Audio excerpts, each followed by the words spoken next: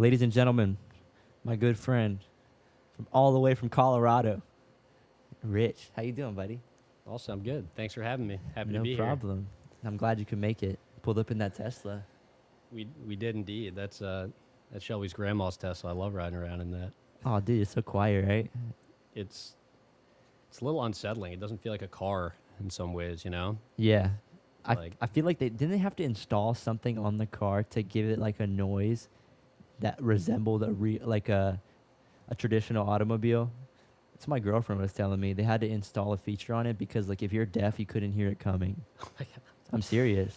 Yeah, that's sad and funny. I don't know. I wouldn't be surprised. I mean, they thought of everything. Her grandma was telling me we were riding around in it that you can actually when you park it, if you're valeting the car, you can have a setting turned on so it only shows certain contacts. So if someone were to steal it, they can't get into your phone. I mean, basically, the car is unstealable, which I think is really interesting. Yeah. It's just got so much tracking, so much personal data in it that you can't. There's no way to get away with one or hotwire one. You know. Yeah. I think neat. I think it's super cool that it's basically a computer that they can send updates to, which can actually change like features of the car. Mm-hmm. Like my friend has a Tesla and he showed me one of his updates he got a few months ago and it made it so you couldn't get into the glove box without a pin. Like before there wasn't one, before you could just open the glove box. And Right. they made it by sending signals through the air to the car that you were able to download that you can't open this physically unless you type a password in, which is insane. The cops hate Tesla. Oh, dude, I bet. hate 'em. I bet they hate Yeah. it, dude. Everybody's got to have a stash spot. And I know that pisses you off when you can't get in there. Well, what is it, right? It's the glove box and the trunk that in a traditional search you don't. Yeah, it requires a warrant. To Really? Look in those two places, I believe so. Yeah, I believe so. Unless there's cause right up front, but I don't think you can get into the glove box or the trunk. I could be wrong, but I remember hearing that sometime.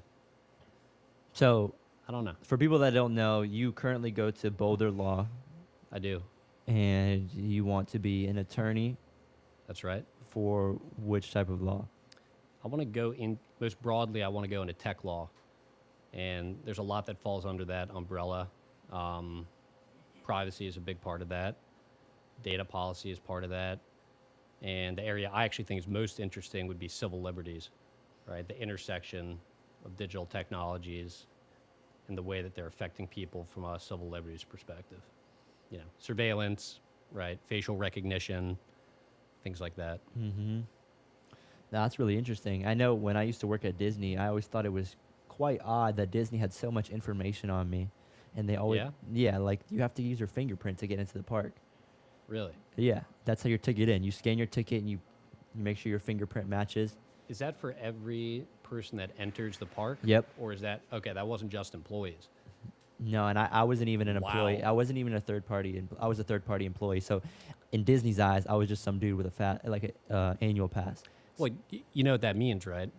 It means that if the FBI wanted to, they could issue a subpoena, or they would have to be granted a subpoena, but they could issue it to Disney, pick up that database of fingerprints, and cross-reference it with the ones that they have. And I think that's a little bit scary. I think that's a lot of power for a private company to have, Has definitely a lot of power. or a lot of responsibility, I should say. Oh yeah, for sure. Because they have this whole database of people's fingerprints. Right. At which any point, if the FBI deems it necessary, they can just request it and they'll have to give it to them.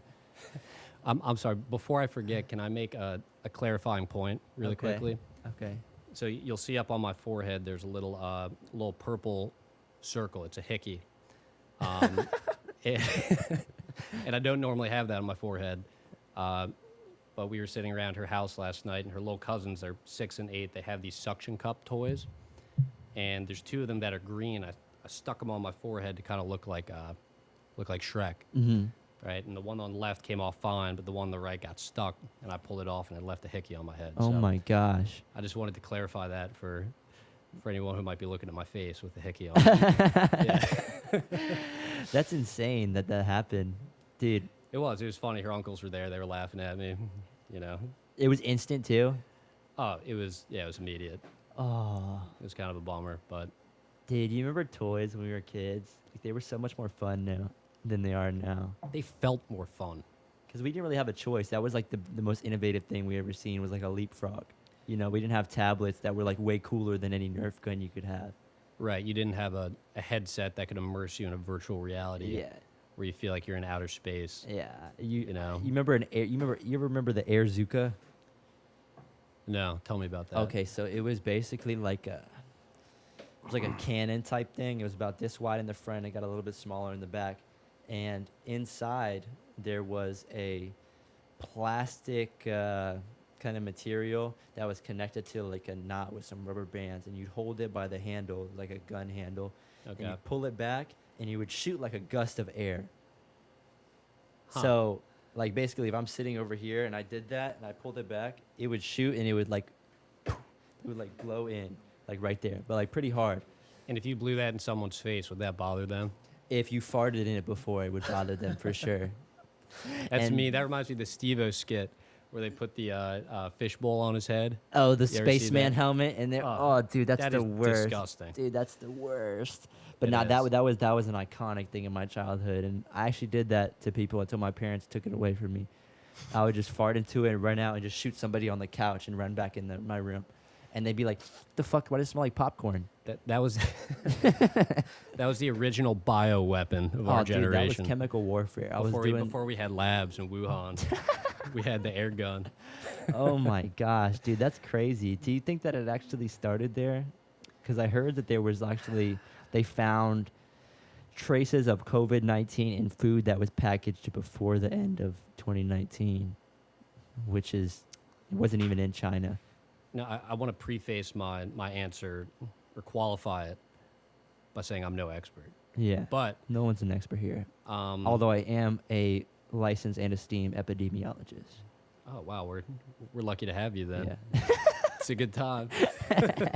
Your career must be taking it's off. popping off, bro. My understanding is that it was created, right? Mhm. I mean, it was created in a lab. I don't know. I don't want to speak too much on it. I know there are a lot of people that know much more than I do about it, so I'm not gonna Not really. expound. Not really. People don't know really shit about this. Like, there's like people Yeah. who like, they're kind of making, judgments, but it hasn't been around that long. They keep changing up what they think is true, how they think it spreads, but no one really Right. knows anything set in stone about this disease, and that's what's kind of scary. Well, there were rumors about the wet market, right? And Yeah. contaminated bats that were the genesis of picking it up, and then it got into food, right? It got into the market, people handling the produce or the bats, I guess, if you're buying a bat, contracted it that way, right? Wasn't that the original? I remember that. story? Yeah, I definitely remember them saying it was bats and everything, but Right. I think it was man-made, and I think that's what the common consensus is as far as people who actually study this, is that it was created in a lab. You know, I have a friend, my good friend Crosby. He specializes in international affairs and concentrates on China, right, Mhm. and Chinese studies. And I'll connect you with him at some point, and he can come down and he'll talk your ear off about it because he knows things that you don't read about. And it's really, really interesting to hear his perspective on it. Someone who really focuses on that topic Mhm. specifically. But yeah, I'm sure there's more to the story than what people think right now. At the very least, I don't know what that is, but there's something to it, you know? Some people even think that the Chinese government released it on Mhm. purpose. I guess there was a lot of things going on with Hong Kong right Sure. around the time that happened, and they were like, "Fuck these protests! Like, let's just dump it." And Yeah, I don't know. I mean, theoretically, again, I don't have an opinion on it, but theoretically it would make sense. I mean, the timing was very unfortunate for the United States, at least, right? The economy was Mhm. doing well, and just completely, it's amazing how thoroughly it upended life in this country, seemingly overnight. You know, it's scary to think about how things like that could happen in the future too. Something worse, right? Imagine something more contagious, something more deadly. and life already came to a screaming halt as it is just with Mm. this. And, makes you think, makes you feel like we're entering a new period, right? Where things like this are things we need to prepare for, Mhm. things we need to begin thinking about. I mean, we were talking to a family member who works at the FDA, and uh, she talked about the likelihood of masks staying around as something not necessarily permanent, but something that for many people aren't going to go away. Masks out in public, masks out at restaurants. And yeah, I mean, a page is turning, a new way of life is beginning. Yeah, because we definitely have. This is a new era. It's a new era which It is. really, this past year has really exposed our weaknesses and how fragile our civilization is, and how fragile our society can be. Because it's like everything's Certainly. so happy and so fun and everything, and then this disease comes and the entire economy closes down. Business owners are not allowed to open up. People lose their entire lives because they're forced to close something down. Certainly. Um, and masks are not going to go away. Masks are going to be around for years. I think the next 10 years we can expect masks to be the norm. Yep. Which brings me to something interesting I was reading about, and it's the fact that mothers of newborn infants and children are against masks because it doesn't allow the baby to learn and read facial cues, Absolutely. and it affects the development severely to the point where it may never be able to get that Yeah. right. Of course. I mean, so much of communication is nonverbal, right? Mhm. And a lot of that occurs in the face, a lot of it in your eyes, but a lot of it below where the mask covers as well. And yeah, we don't know how that's going to affect people, right? I mean, you take a generation of people who are used to seeing others with half their face covered, and it's going to change. It's going to change human communication. It's going to change the way people interpret language and nonverbal communication. We don't know what that's going to look like, right? And it's scary, but it is interesting also. Yeah, we never You know know? what anything's going to look like. It's always been a double-blind study with things that have been Mhm. innovating recently. Sure. And it's going to change even more. I feel like social media and the internet has really changed how people communicate. Oh, I, and I, have a, I have a good little anecdote for you. And even more so that the fact that now we're wearing masks, so the people who are already, what's the word when you can't read social cues? Is that autistic? Everybody's on the Um, spectrum, so it's we're allowed to say this. Everybody's on the spectrum, so we've been developing a general sense of autism because of social media. People have been losing the ability to communicate socially, and that's what autism means. There's not a negative connotation or negative stigma towards what I'm saying, but that's really what it is. And the masks are there's a adding to- term for it. Yeah. Actually, I went to my high school last summer, and I sat in on a conference that was about neurological based teaching, brain science in learning environments, right? And I talked to this woman there who was a young researcher. She was a fellow that the school hired, and she was from Harvard. She was from Harvard grad school. She studied psychology there. And the term she told me, because I was talking about that idea with her, she called it environmental autism, right? Where basically it's becoming a learned behavior, right? Non-social, antisocial behaviors are becoming learned.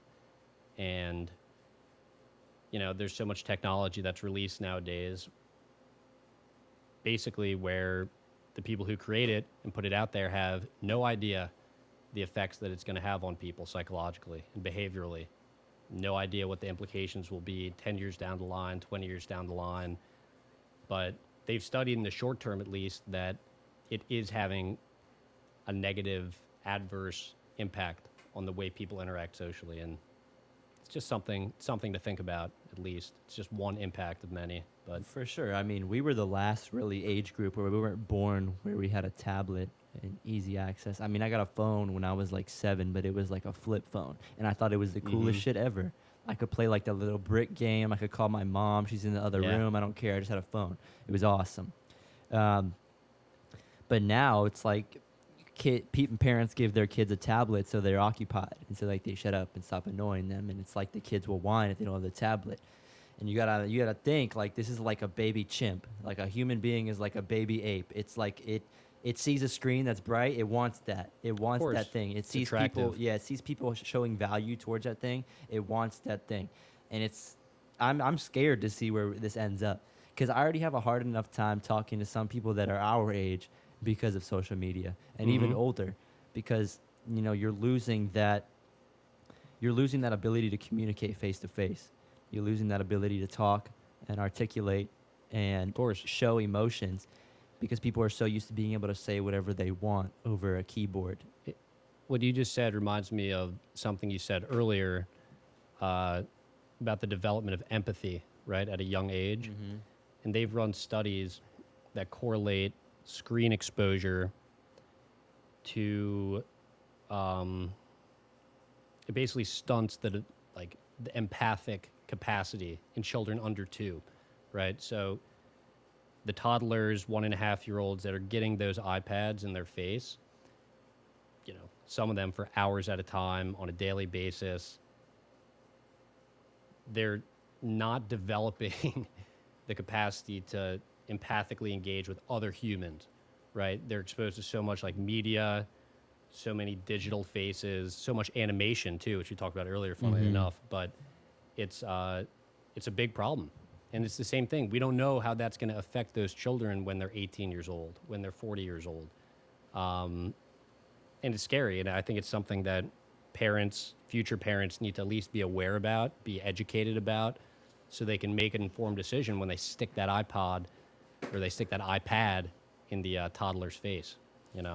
I think that when we're old, it's going to be really sad seeing like how people turned out and how they're not able to talk. Like we're going to be able to talk, and like we're going to be trying to talk to like our grandkids or just young people, and they're not going to have any idea how to communicate with us. Sure. They're like, "Can I just text you about it?" And I'm like, "You're sitting right here. Like I'm not going to, like, you can look me in the eyes. You don't have to be uncomfortable." Like it's so strange. And like you said, there's no way we can tell what's going to happen. There's literally no test that you can do to see how it's going to impact someone when they grow up. 0 to 7 is the most crucial developmental years of a human being's life that determines Definitely. everything, that how they see the world, 0 through 7. And if they're on the tablet the whole time, they might never be able to develop the proper social cues to be able to engage in conversation and engage Yep. properly in social settings. And there might not even be social settings after this. There might not even be meetings where people meet up, and like no stand-up Well, comedy, no look churches. at what Yeah. we're going on right now. All right, Yeah. we have work. It's going completely virtual. Mm-hmm. I was at a church service Christmas Eve that was being streamed, and a majority of the people who are there are watching virtually, right? I mean, it's happening, right? And it's almost a perfect storm with COVID that's shut people inside and forced people to stay away from others, combined with, the ascension of all this media and all this mediated communication. And I mean, I think we're seeing that happen right now, Mm-hmm. And you're right, we don't know, but I will say they have conducted studies that have shown a causation between increased screen time and the likelihood for developing mental illnesses, right? Depression and For sure. anxiety are directly correlated, and they prove causation as well with increased social media and screen usage. It's a For fact. sure. Social media, nobody wants to say that, but there's a direct correlation between how much social media we use and how many people are developing mental illnesses. Certainly. And there's also something to be said about the awareness of mental illnesses, which is important because mental Right. illnesses have been around for a long time. Right. And it's not something that's just made up, and it's not something people are lying about. It's real things that people deal with every day. And I have so much empathy for people who have to go through something like that. But to say that there is not some sort of thing that goes on in people's heads when they see such a increased awareness of mental illness, that they start developing When some you type of, remove the stigma, you start Right. developing some type people of are more willing to hypochondriac come thing. forward. You're Sure. like, not Oh, even, oh, oh. yeah. You're like, oh, well, I get nervous. I have anxiety. And then you Yeah, go down it that can, rabbit it can hole. enable it. Yeah, that's what it's doing. And that Yeah, I that think that it's a that two-way happens. thing. That doesn't happen all the time, but it happens, and that's I see that getting increasingly worse. Um, I think that there is a lot of things that you can't learn on the internet. You can't learn in social media because I think social media has allowed people to kind of say things behind a keyboard that they wouldn't say to somebody's face. Well, also there's a big difference between knowledge and information, right? A lot of people like to say that access to the internet and access to Google makes us smarter, quote unquote, smarter, Mm. right? But when everyone has access to that same information, okay, what advantage does that confer upon you besides, the disadvantage that people without access, have to deal with? But two, what do you do with that? Right? Okay, you can look a bunch of things up, but can you find meaning on the internet? Right? Can you synthesize it? Can you compare it to other things? No, not necessarily, right? So I think access to info and being able to turn that into something productive, something useful, they're not always directly related to each other. I don't think. I definitely learned a lot of stuff on the internet that I can apply to my life. Yeah, no, definitely, and something like YouTube, right? Mm. What a better example of an instructive technology. Oh, right? yeah. Where you have access to so many different topics, so many things you can learn: how to cook, how to do landscaping, how to build things, how to code, How to how to make exercise. music, how to exercise. Right? I mean, it's endless what you can learn, and things like that are really valuable. I think the internet and digital media are always a this and that. It's not an either or, right? Yeah. It's not just bad. It's not just good. It's a little of both, always. And also, not only the influx of information, but the influx of misinformation. There's a lot of things on the internet that are not true. Yeah, It's not always a good thing. And coming back to China, the government over there pays people, and this is established. This is not speculative. I mean, Harvard's written papers about this happening. They're called the 50 Cent Army, and they would pay people to go on social media, on Chinese social media, especially social media that involved political topics, and either divert the conversation away from criticism or promote the party line. And they pay people who look like real people, who are real people, to go and falsify Agendas. Yeah. falsify their information, their beliefs online in the state interest, right? And it doesn't get much scarier than that. I Yeah, don't because it's think. like you're seeing this, you're like, I don't agree. How would you know? I don't agree with the Chinese party, or what's it called? What's the? CCP. Yeah, like I don't Mhm. agree with what they're doing, but I go on social media and there's thousands and thousands of people like praising what they're doing and everything, and I'm like, oh, am I wrong? Yeah, Am I? It's like this, like, of course. am I not It's a believing? very, it? very subtle. And then that social cue comes in. You're like, I don't want to be the person who's like against it, so I'm just gonna go with it, even though I know it's wrong. But like, Yeah, a little maybe bit of I'm wrong. groupthink. Maybe I'm wrong. And then it's like mind control. It's brainwashing. It is, and it's even more insidious than that, I think, because people don't see it as coming from the top down. They see it as coming from like the people around them, from the community, voices they presumably would trust, another citizen, Yeah. right? And you have no way of knowing that they're only acting as a pawn on behalf of someone else's agenda, and it's so terrifying, I think. That's very scary, Yeah. and that happens everywhere. Mm-hmm. You know, that definitely happens here. Yeah. Yeah. Bots push trends on Twitter, push hashtags. There's a great researcher. Her name's Renee DiResta. She works for a company named called New Knowledge down in Austin, Texas, and this is what she specializes in. She represents companies that are the targets of misinformation campaigns, and she does it in a commercial context, right? Like, let's say a competitor of Nike has some beef with Adidas, and they're going to go and maybe very, very subtly launch an online campaign to, hurt their reputation somehow. Maybe they use bots. Maybe they push certain posts. Maybe they hire a bunch of people to comment negatively on Nike social media or something, right? And her company goes in and represents Nike, figures it out, They have algorithms that can detect things like that, and they combat it, right, to push back against it. And there's a whole industry, even commercially in the U.S., about misinformation online. You know, it's business now. I It's know. big business now. Yeah, like you can get paid to do that kind of job. You can.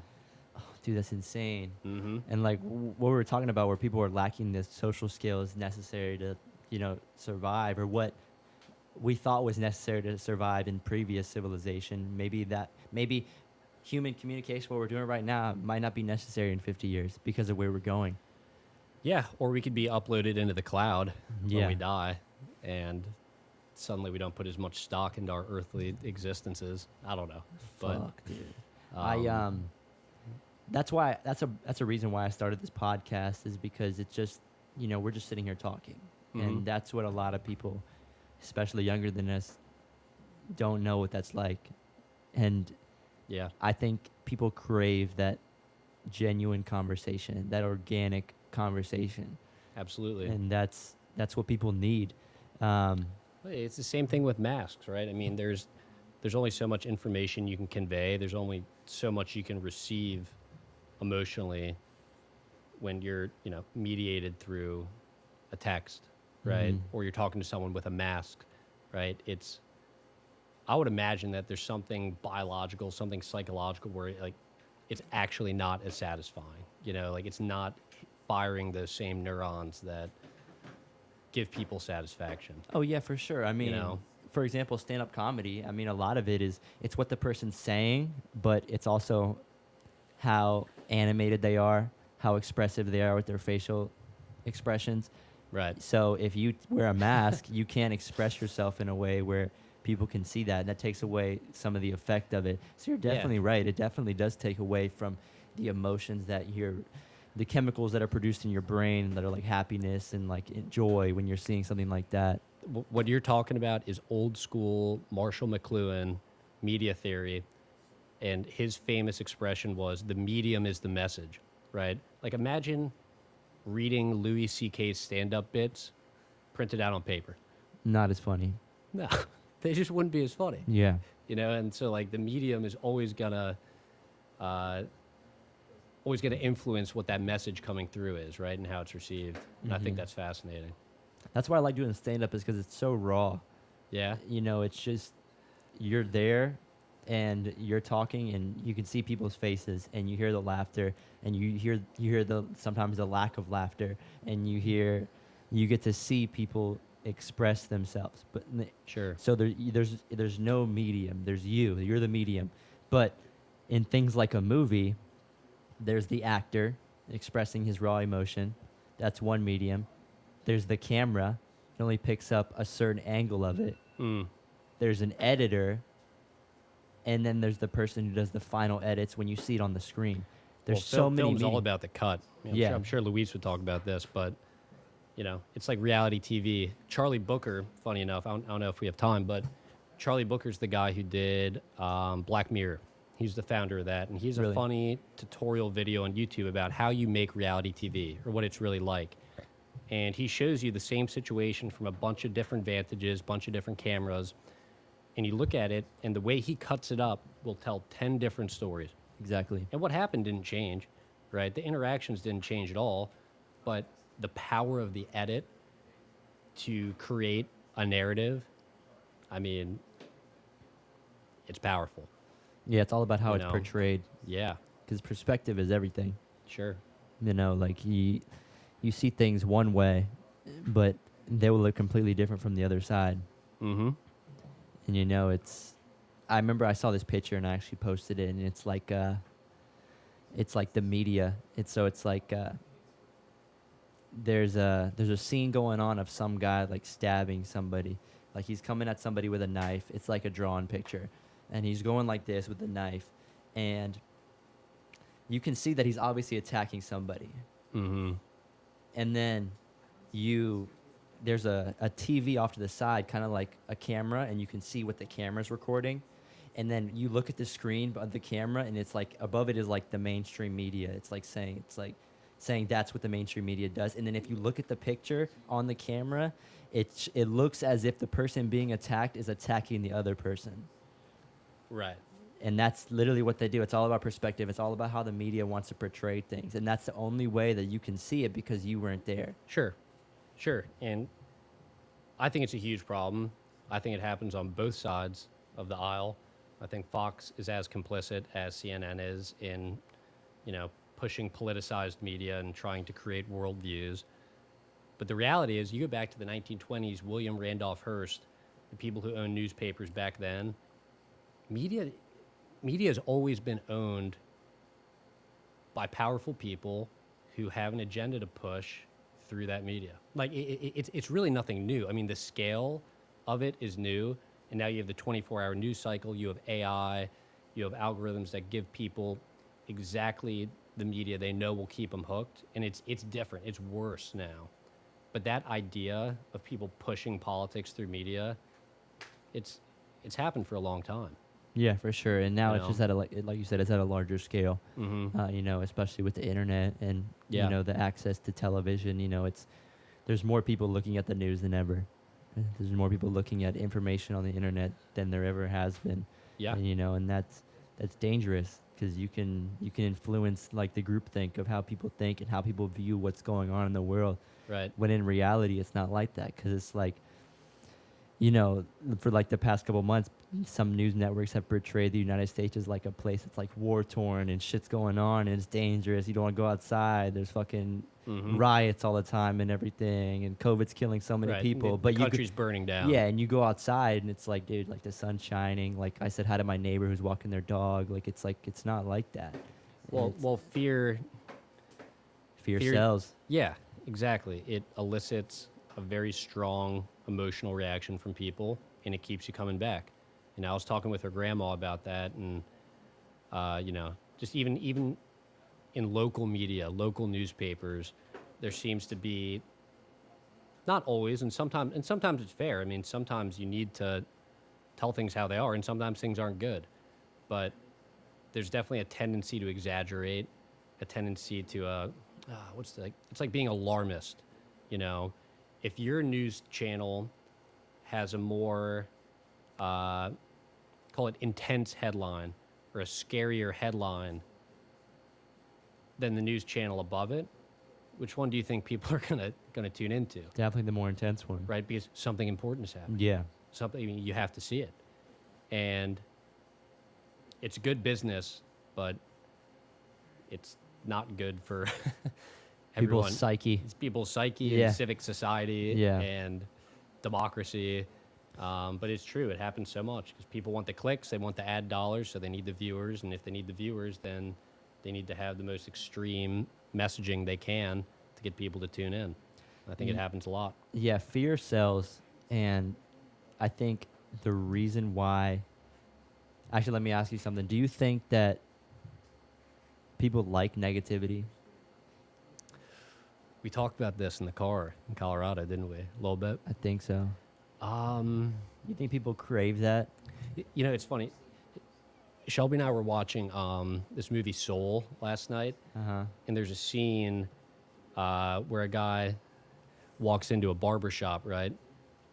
And he's in there. It's like the local neighborhood barber shop, and this other younger guy's just chirping him the whole time. He's saying, "Oh, you're Mr. Broken Dreams. You're Mr. I think I can, but you don't." And there's kind of this subtext commentary on it, how it's like people like to tear other people down to make themselves feel better, right? To make them feel like they fit in or to give them some sort of power, Yeah. And I don't know. I don't really know if that's happening with media totally, but there's definitely something to it.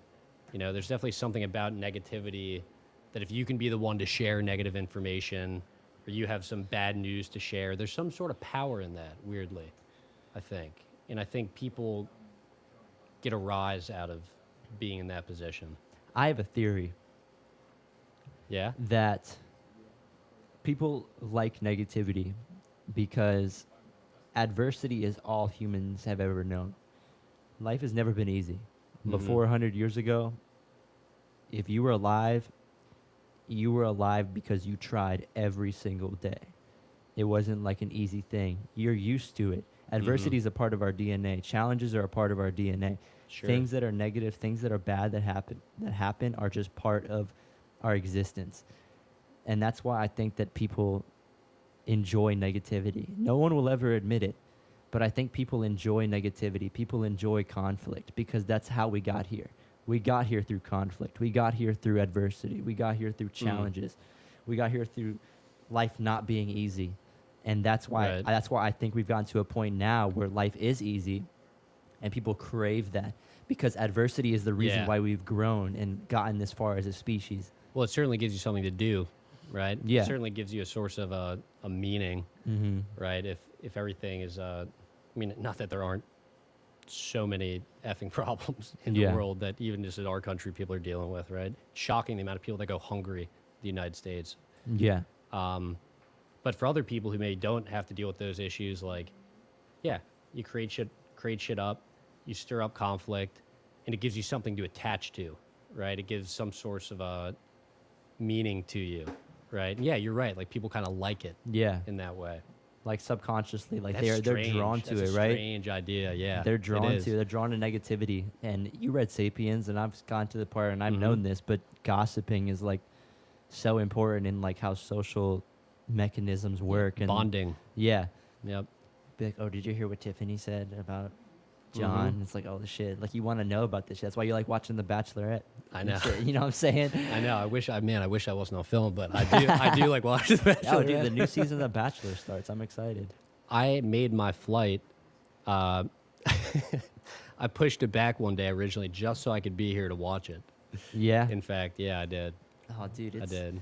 but like it's You so know. weird how people love conflict, and it's like Yeah. that's the reason why we've got here. That's the reason why our species has advanced so much is because there's always been wars. There's always been people fighting over things that, fighting over dirt, fighting over beliefs, fighting over just anything. People that look different than them, just like that tribalism, and it's like Mhm. that whole thing is like the reason why that's what got us to the dance. That's what got us here. So it's Yeah. like to say that people are just gonna settle with the happiness of just being so like Oh no. That instinct never goes away. Never right? does. And I think if anything, politics have gotten to a point where they've replaced that.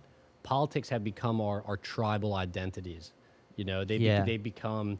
I mean, it's amazing the way that people associate with their political parties these days, you know, as if you have nothing else in common with people who don't share that view. I think it's really sad, honestly, that the breakdown in communication between people. I mean, what do we call it? Partisanship, yeah. right? And it's really real. It's not just in politics. It's in everyone's everyday life. You get into your little corner, you get your little people with you that believe the same thing, and it's us against them, right? It's adversarial. And then the media found a way to make money off that and make it even worse. They just throw Right. fire. They just, Yeah. yeah. And why wouldn't they? Because people eat it up because of what you Yeah. said, because the instinct is so strong and it's been there for so long. Yeah, and it's so weird. I know what you mean about the partisanship because it's like if somebody's conservative, they're like, "Oh, I hate liberals," and it's like, how do you hate a whole group of people? You know what I'm saying? Just because they have certain political beliefs, and it's like we're not different. We have so much in common, but people only More want in to focus. common. We More have in so common than much we in do. common. Yeah, Yeah. we're like 99% the same, and we have that little bit that's like just different beliefs that are so minute compared to the rest of everything else. Then we want to focus on that only. Well, think about this too, right? Close enough. We have 50 senators who are Democrats, 50 senators who are Republicans. And in general, they represent, some of the best people, most well-respected, best educated people from their home states. And if you think that the 50 people who are not in your political party are bumbling morons, you're just naive. Yeah, you're a Like, moron, you're just too. stupid. I mean, like, if you can't find a way to bridge the divide and see from the opposite perspective, you're doing yourself a disservice. You're doing the state of the country's politics a disservice. And it's just not, it's not an intelligent way to look at things, Every party has credibility to its view. Of course it does. I mean, you think Yale can produce Republicans and Democrats somehow believe that all the Republican Yale graduates are idiots and all the, vice versa? They graduated No. from the same college, No, but I all mean, of a sudden you're it's an not idiot. how things are. You know, like you got to be able to look past that and get past that tribal part that you were talking about, Hmm. or else we're just going to have stagnation like we see now. That's I what we think. do. That's The what I government think. just shuts down because they can't come to an agreement, Yeah. and we pay them so much money to not make decisions, and it's Yep. it's terrible. And honestly, I like you can't just align yourself with every conservative or liberal view. Like there's course. yeah, I'm on both sides, and honestly, I think Yeah, I'm more different liberal issues. than conservative. Yeah. Economically speaking, I think I lean towards conservative more, but human rights definitely more liberal. Like I think that women should have a right to do whatever they want with their bodies. I think anyone Sure. should be able to get married. I think I'll call you whatever I want to call you, but I Right. also believe in low government intervention. I think the government should stay out of my business and let me do what I want to do. Yeah. I agree. In with what you're saying, part of the problem is when people get entrenched in their party, in their party politics, and they take it all in. Yeah. Right? They take it all in. They say, you know, anything outside of that is wrong. Yeah. And I kind of feel like that's where we are today a little bit. But it's also become such a big issue. Like I feel like people are growing aware of this now, right? Like the partisanship is so obvious. Overwhelmingly stupid. Yeah, Yeah, that it's like, hopefully come people on. are begin to be like, yeah, you know, this is kind of whack. Yeah. You know, like Literally. maybe we should think outside the box a little more and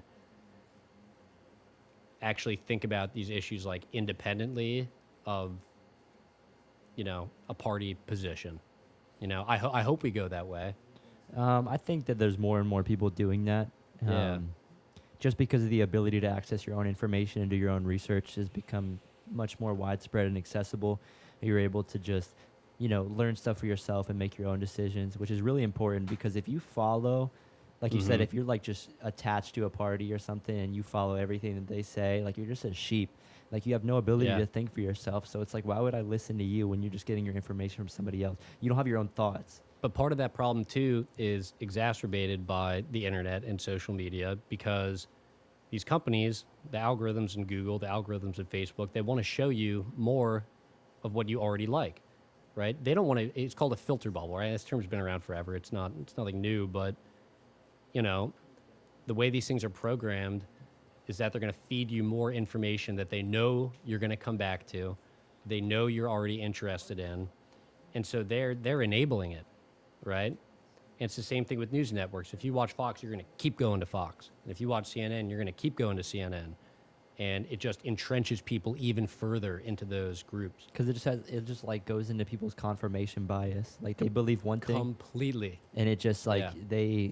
they believe one thing, and it's like if the news network you like to watch like backs up your ideas, you're gonna be like, oh yeah, I love Fox News and everything. You know what I'm saying? But it's Sure. like you gotta think for yourself, and if you don't, then you're gonna be stuck in this like bubble where this is how you think the world really is, when in reality it's only because that's what they want to show you. Yeah, well, that's the bubble analogy, right? Yeah, exactly. That's the bubble You're part of stuck. it.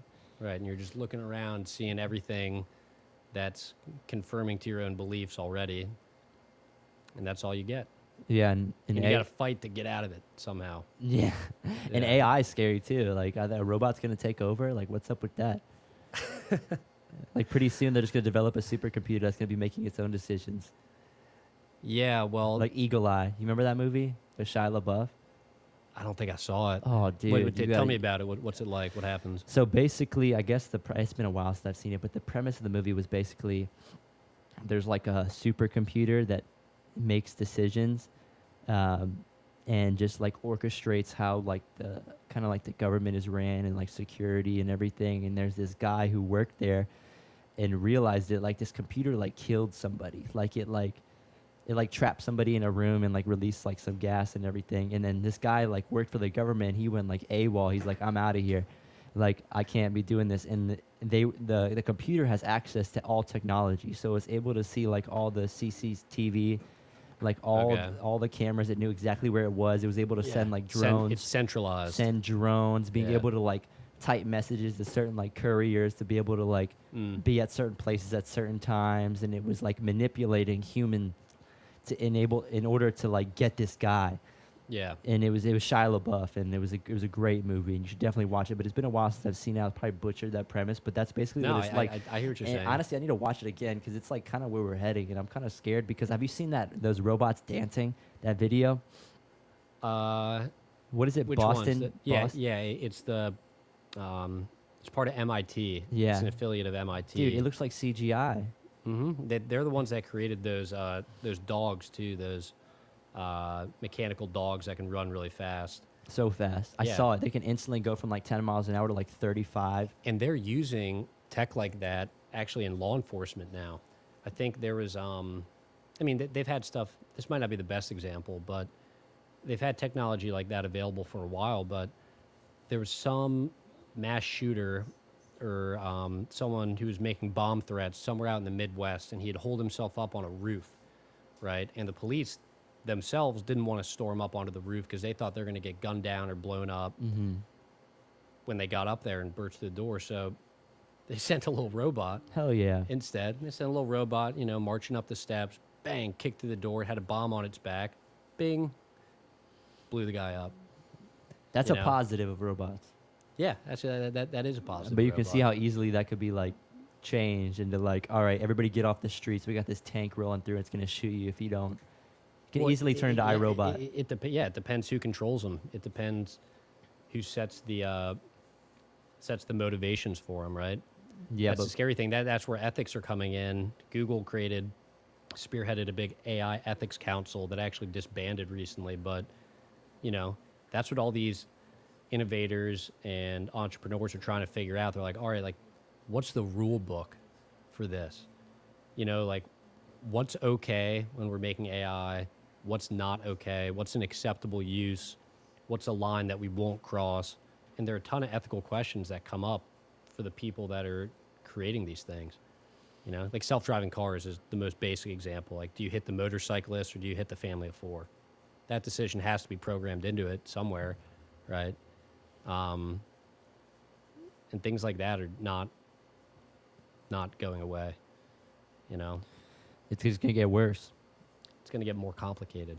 Yeah, and I mean you can easily see it going south really quickly if it gets into the wrong hands, and also you got to worry about an AI that is like perpetual, that can like learn itself, and that's gonna be a problem because then it'll just turn into that eagle eye situation where it's like, all right, I'm in control. Yeah. I'm gonna let you think you're doing shit, but I'm really pulling strings by myself.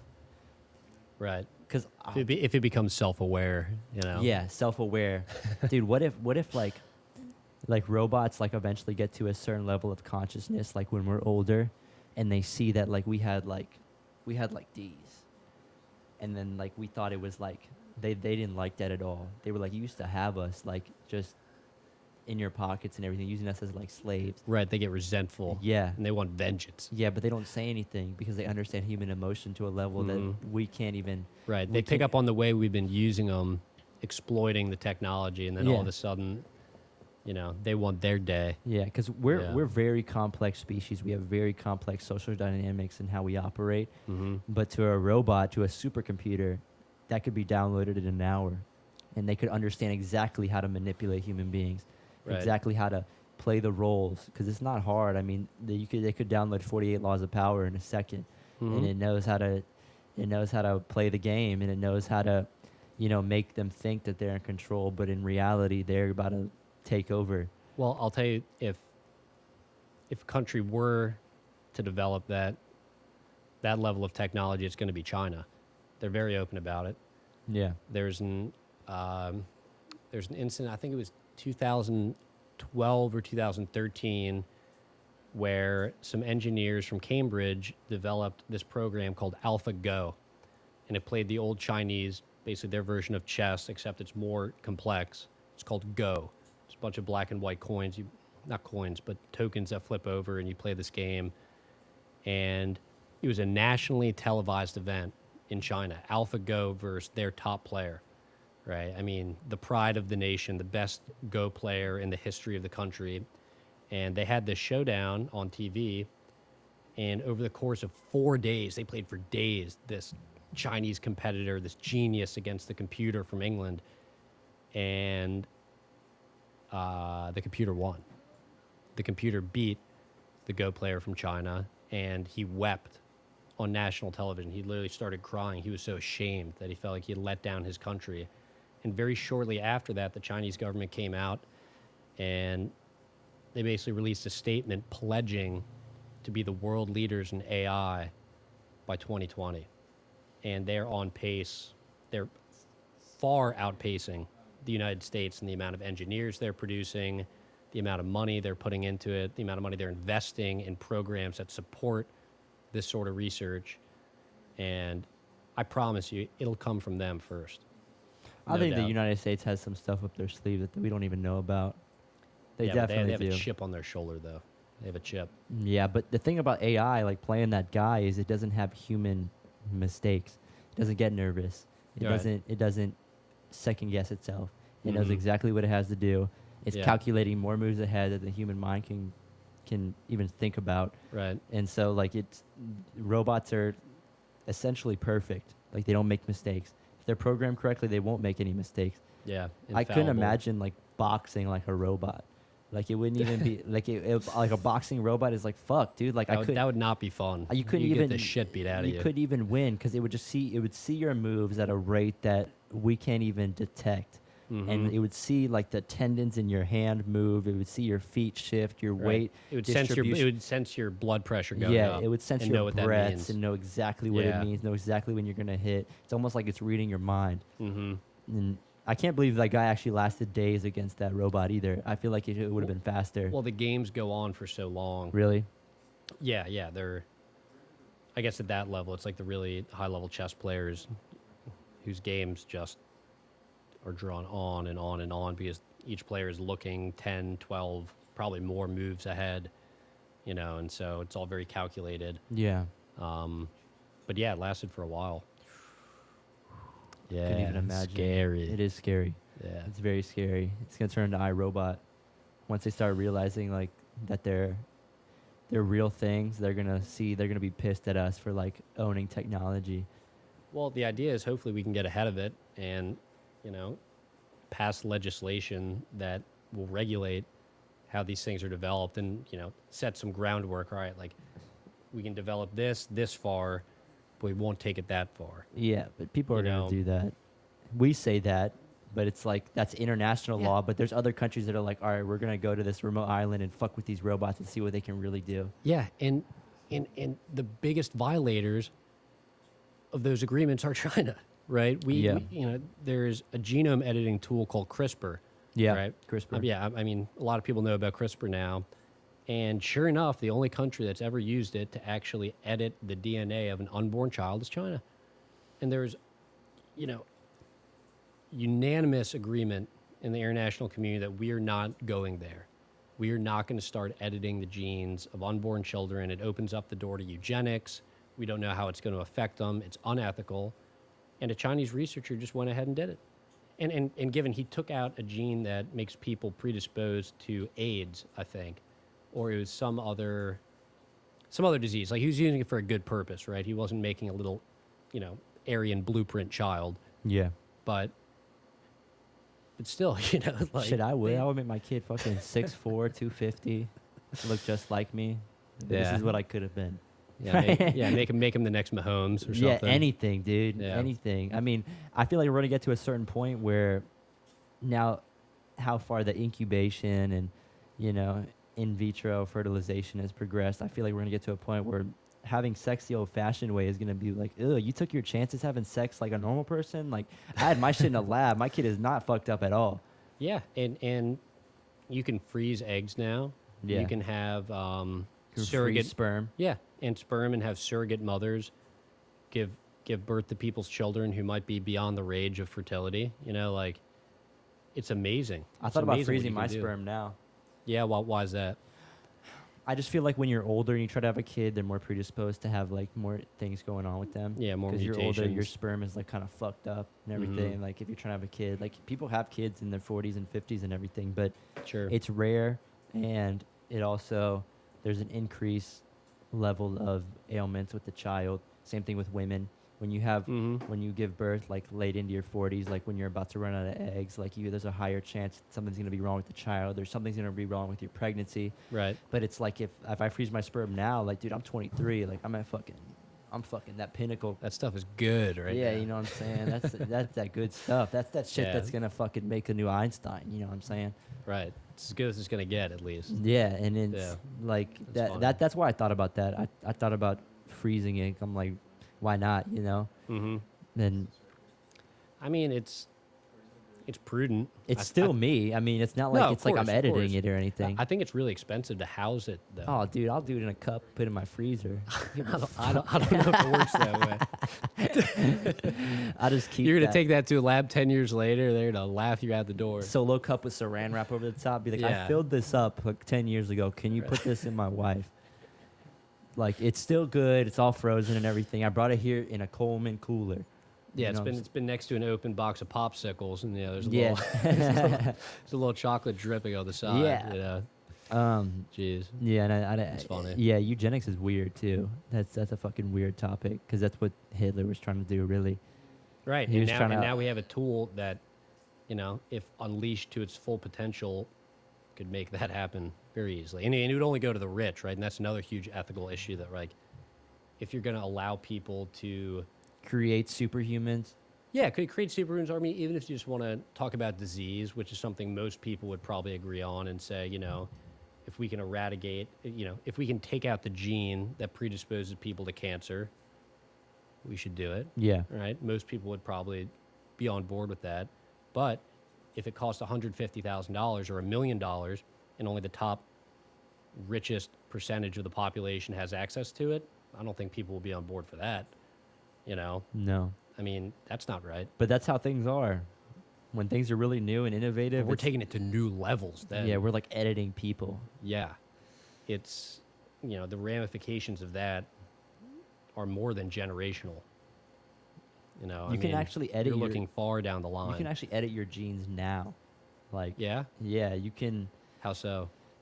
So, by like working out and like making healthy lifestyle decisions, you can edit your genes to the point where you're like, say you made really bad lifestyle choices and you were a very unhealthy person Over a and- long period of time. and you just had kids. And then say there's you in a different universe where you made all the best decisions you could, you worked out all the time, you were in top physical condition, and you had kids.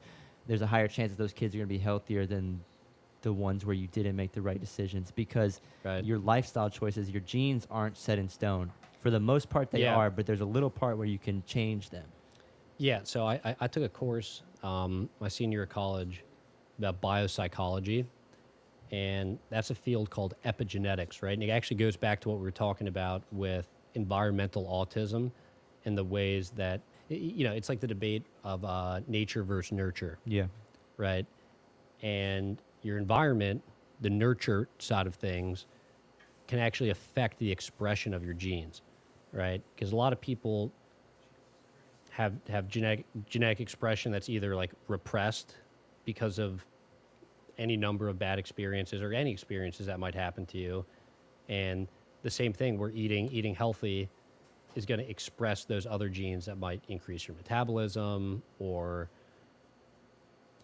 I don't know, but your environment and the things you interact with will definitely affect the way your genes express. Yeah, I you're mean, that's definitely that's your certain. your experiences mold who you are as a person, so they influence your decisions. So if your genetic genome says that you're predisposed to be able to run really fast, but you know what I'm saying, like Yeah, you like your parents told you like, oh, you'll never be able to be a fast runner and everything, Mhm. and then like everyone shit on you about it, and you never tried. You wouldn't Yeah. you wouldn't be able to know that you could run fast because you never because of based off your environment and how people treated you, you were never able to tap into that part of your DNA. hmm So that's another part of it. yeah. I mean, I think there are natural limitations too, but I mean, with some things, yeah, I think it can make a very big difference. Yeah, I think that being in the best physical condition will allow your body to be at its best to be able to produce be able to show its true genetic potential.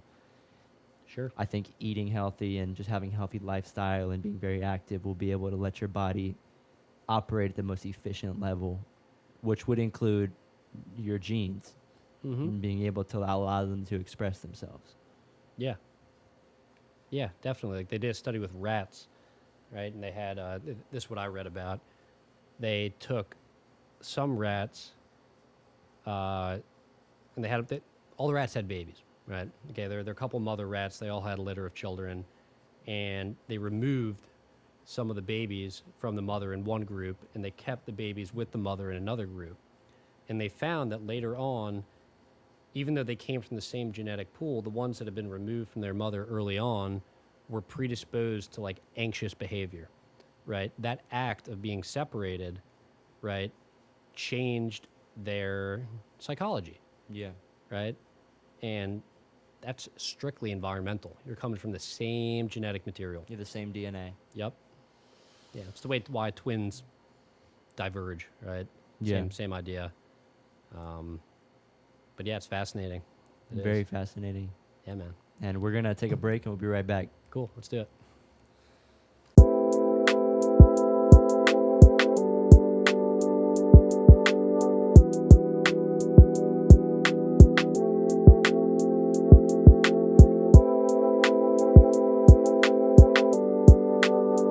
And we're back. Back from the intermission. Let's do it. It's good. It's a good intermission. So you currently go to Boulder Law. That's and right. you want to be a lawyer in civic, what'd you say? Civil liberties. Civil liberties. Well, possibly. It's an option I think about. All I really know is that I want to be involved in tech because tech is digital technology, like specifically, is changing so much and, you know, upending so many norms we've It's the had for so future. long. Yeah. Yeah. And I think privacy specifically is influences everything. Children's online privacy, data privacy, the way companies have to maintain their data, things like foreign intelligence surveillance, and subpoenas for people's data that companies hold, and even probably the most interesting part of data actually is probably psychological manipulation, like the Cambridge Analytica scandal. Mm-hmm. I think that's one of the things that really got me interested in the subject a lot. That was definitely a catalyst. What do you think about Section 230? It's funny. We were talking about this in bed this morning. Yeah, I think Section 230. Hang on, let's tell people what it actually is before we get into that. Yeah, People so- might not know what it is. Sure. Section 230 gives Section 230 of the Telecommunications Act, and it basically gives, in effect today, it gives social media companies immunity for the content that is shared on their websites, right? Not content that the companies themselves create, but content and information that's shared by people who are using the site, right? So in effect, let's say I go on Facebook and I say, Austin, I read a post, I say, Austin, screw you. I don't like you. Or, you say something defamatory, something mean, I don't know. Yeah. Like about anyone. I'm just messing around. But let's say that were to qualify as libel, right? Or slander. Or or I make something up, even worse. I make up something salacious that you haven't actually done. Yeah. Section 230 prevents someone from suing Facebook and holding them responsible for that content, right?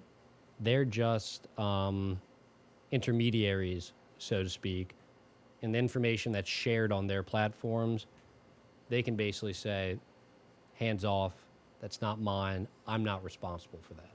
That's what Section 230, that's how it works in effect today. So do you think that we should have that? I think it needs to be changed. I don't think it should be repealed outright because, look, here's the other side of it, right?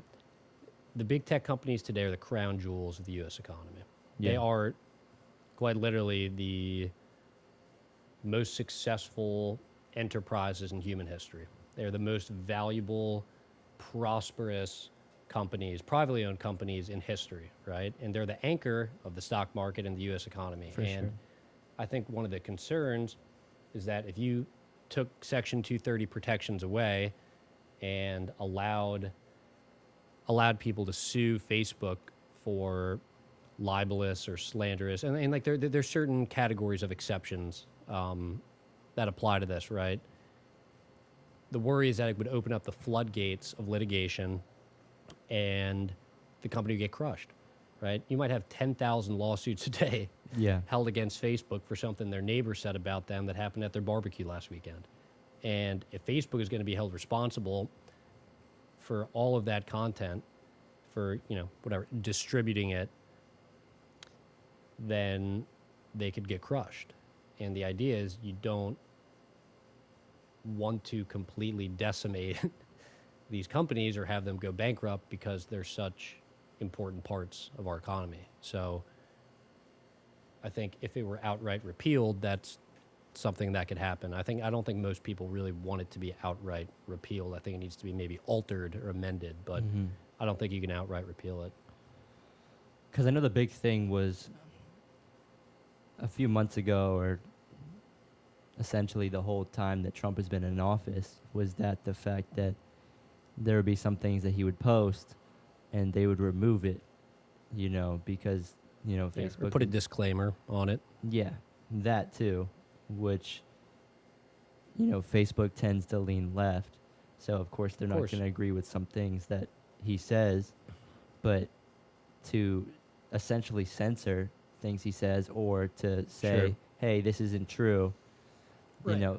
that would essentially classify them as a publication because they're editing information. Yeah, they're making editorial decisions, right? They're gatekeeping to what people can and can't see. Now, Right. is that fair if they are not a publication, but they're acting as if they were one? So I think there's two ways to look at it also. On one hand, Facebook is a private company, Twitter is a private company, and when people sign up for these services, they agree to certain terms, and as a private company, they have the right to moderate their community as they see fit. Mm-hmm. Just at the most basic level, let's say you don't like the way we're handling, get the hell off Twitter. You don't then. have to use it. You don't have to use it. And because of that, alternatives pop up, alternative medias pop up that people will gravitate towards instead. And that's just the free market working itself out, right? People are allowed to go to alternative services if they're not happy with the ones they're getting. But one of the concerns you have is that the companies are so big and so powerful that they're anti-competitive, right? So right now, the Justice Department has a number of investigations out against Facebook actually and Google, specifically their search service, that they are anti-competitive. That It's they're like monopolization. yeah, exactly. That they have a stranglehold on Everybody the else. industry. yeah, on everyone else, and it's impossible for small alternatives to pop up because they're so dominant that they're going to swallow them up or buy them out or just force them out of the market because they have such a large share of it. And if that's the case, then the argument that they're a private company and they can do what they want doesn't hold as much weight anymore because, well, it's not fair. It's anti-competitive. You're removing people's choice to pick alternatives that have different terms and operate a different way. On the other side, you could say the companies are so powerful, they're so big that they're almost like public utilities, that social media is now like water. It's now like electricity. It's something that's so ubiquitous in modern life that it should be regulated as much, right? When the railroads came out, when, companies like Con Ed or big public utility companies became powerful, the government stepped in and said, no, you can't just send any water you want. The water has to be tested in this way. It has to go through this first, right? It has to be treated with this chemical. It has to meet certain standards of regulation, right? And so you could maybe apply something like that to tech and say, no, you can't censor X group. You can't allow X content on your site. Um, and so you could have something like that instead, where maybe the government would even step in. And I mean, I don't advocate for that, but and take a controlling role in how these companies are led and how they operate. But right now, the government's really just doing it through investigations, penalties, financial penalties mostly, nothing substantive. Cambridge Analytica landed Facebook like, oh my God, I think it was a $20 million fine. I mean, a drop in the bucket, a slap on the wrist, and it arguably could have played an influential role in determining the outcome of the election. I mean, come on, that's embarrassing. Can't let that happen. Because they didn't manage and secure the data of their users properly, and they let it fall into the wrong hands and let it become weaponized for political purposes, and we're going to slap them on the wrist like that. 20 million is not shit. For them, it's shit. To them. To them, it's not shit. Yeah, exactly. And there have been bigger fines levied in the EU against Google for antitrust, I think. And I think Cambridge Analytica also had caused some penalties from the European Union. I don't remember exactly, but it's really complicated because they are propping up the U.S. economy on one hand. Yeah. And It's the heart of the United States economy. Yeah. Is big tech. If you Yeah, take all those, right. it's more than 50% of the stock market, like Right. the total volume. Sure. I mean, it's our proudest, it's one of the proudest exports of the United States economically. Incredibly successful companies that started in garages, companies that created things that people had never thought of and that brought them The to fruition. internet. Yeah. Bill Gates created the internet. Well, the internet was actually created by the government. Really? Yeah, it was created by the military. But, social media, right, really came to fruition in a dorm room in Harvard with Zuckerberg. Maybe he stole it from the Winklevoss brothers. I don't know. But, Yeah. these little things we all carry around in our pockets, these iPhones, these computers that would have been more advanced and smarter than anything we had in the mid-1990s, late 90s. Now we just completely take for granted, and almost everyone seemingly has one. Supercomputers have become a commodity, Yeah. so easily accessible, just I mean, in our pocket. yeah, it's incredible. It's so impressive, and it's a lot. There's a lot to be proud of, and for the company. But as I said, it's not this or that. Excuse me. It's not either or. It's this and that, right? Like it just comes with other consequences that we're trying to figure out as we go. And I don't think anyone imagined that when Facebook was started, companies would be taking the data off individuals' profiles to create customized political advertisements they would micro-target at them, right? I don't think anyone thought of that. I don't think Zuckerberg thought of that when he was in his dorm, No. trying to get people to hook up at Harvard's campus. But, now these things are happening, and, I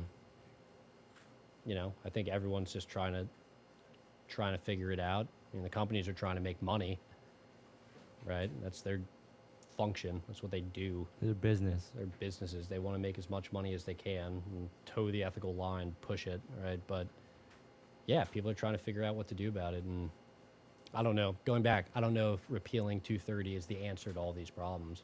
I don't think it is. Do you think the government should be allowed to subpoena social media sites? Yeah, and get and they have. information for people to build a case on them? You think the government should be able to hit up Apple and be like, give me all the shit in this guy's iCloud? Well, that happened a couple years ago. I think it was 2016, and the Justice Department had subpoenaed Apple and requested that they give over the password to a suspect's phone, and Apple refused.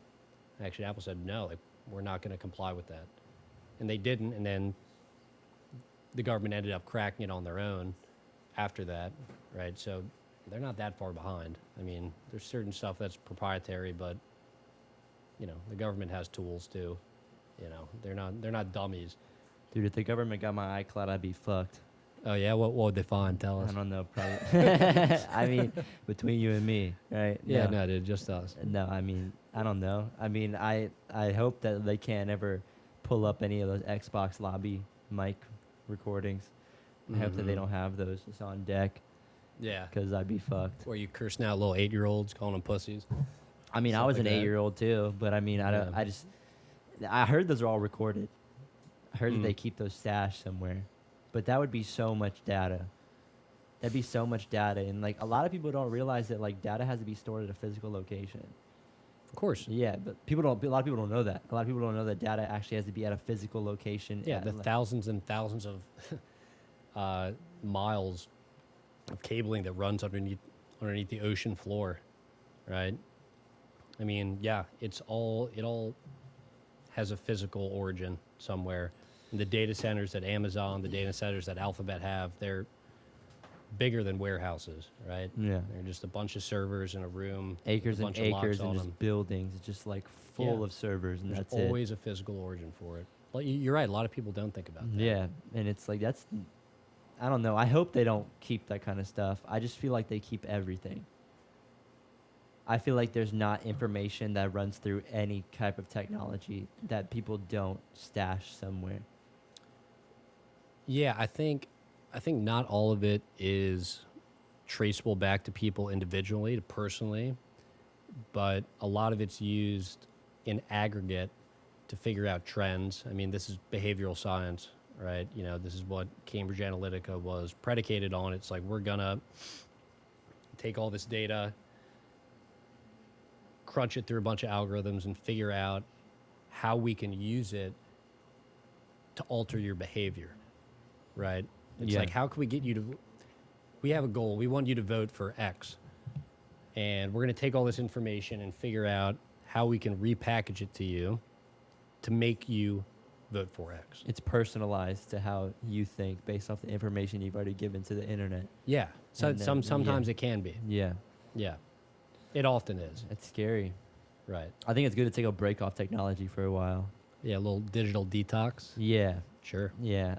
I mean, I didn't have social media before I started this podcast. I mean, I had an Instagram for my other job, but it's like I didn't have social media, and it was great. I didn't see everybody's, you know, bullshit opinions. I didn't see all Mhm. this bullshit on the news. It's usually self-serving. Yeah, I didn't see You any know- of this negativity. Who want? It fascinates me, right? So many people hop on Twitter, millions of people every day, telling everyone else what they think. Why would people care what you think? Exactly. You know, I mean, it's just this this means for people to feel important and for people to pretend, not pretend what they say matters, but like pretend like it's more important than it is. You know, and like everyone's got an opinion, of course. Yeah. I have opinions, you have opinions, but you put it on social media so other people can see it, right? And certainly, and there's a part of social media that's dialogue, that facilitates dialogue. People go back and forth with each other, and that's a good thing. But I think so many of the times you see people, you know, post political stuff, post whatever it might be, and it's just me, me, me. Me, me, me. Look how good I am. Look what I believe in. You know, virtue signaling, right? That's Yeah. the buzzword. Yeah. And Look how good of a person I am. Yeah, Right. Yeah. Yeah, or something comes up and this outrage wells up really abruptly, right? All these people, rah, rah, rah, Coney 2020, or Coney whatever it was. 2012. Coney 2012. Yeah. Yeah, Coney 2012. And overnight, everyone is so outraged and so indignant, and they need to rectify this injustice, and I'm going to get involved and change my profile picture and share it to my friends. And then a week later, it's dissipated just as quick. No one cares anymore. You know, and like, there's a term they call it slacktivism, right? That people want to jump on these public go good missions because other people can see them, right? Yeah. You know, and I think there is a lot of good that happens also. Like there's real tangible change that's happened because of social media, no doubt. No doubt. But a lot of times, like the other side of the coin is these people just self-promoting and trying to look good and, you know, peacock. Oh, shit, I'm a peacock celebrity. Their morality. Yeah, I'm a celebrity. I gotta say something about Coney 2012. Right. I have to. Yeah. Yeah, I better Oh, have let a me stay. I gotta stance. stay relevant. Fuck. Let me just say something about Coney 2012. They'll like that. Yeah, it's like when Jake Paul went, ran into the riots and went to one of the malls that was being looted, after George Floyd's death a few months ago. And he ran into the malls and he's filming himself, like, pretending like he's a documentarian trying to educate people about what's going on and be part of the cause. But like, no, that's bullshit. He's promoting himself. He's there for his own brand, and he's there just to piggyback off the cause and try to make a buck off it. Yeah. And I think that happens all the time, and it bothers me. You know, I think it's embarrassing for those people, frankly. Yeah, I mean, it's good that those kind of things can raise a lot of awareness and actually make change. But I mean, you're right. People do slacktivism. Is that what it's called? Slacktivism, yeah. I like that.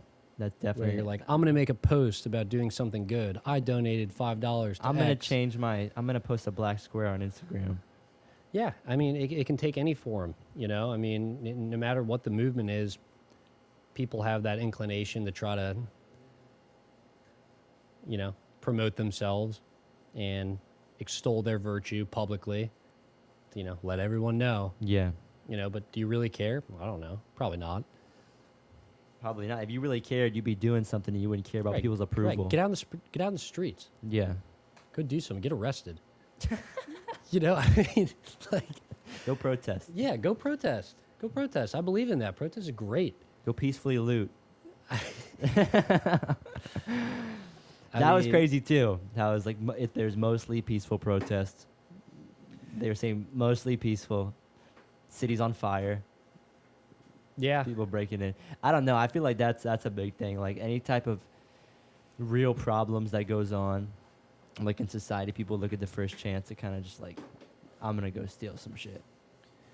Yeah. I mean, I don't think that's right. I don't give a fuck. I don't give a fuck. That's not right. You shouldn't do that, especially small businesses. Target's one thing. They got the money to back it up, but don't go burn down Right. some guy's store.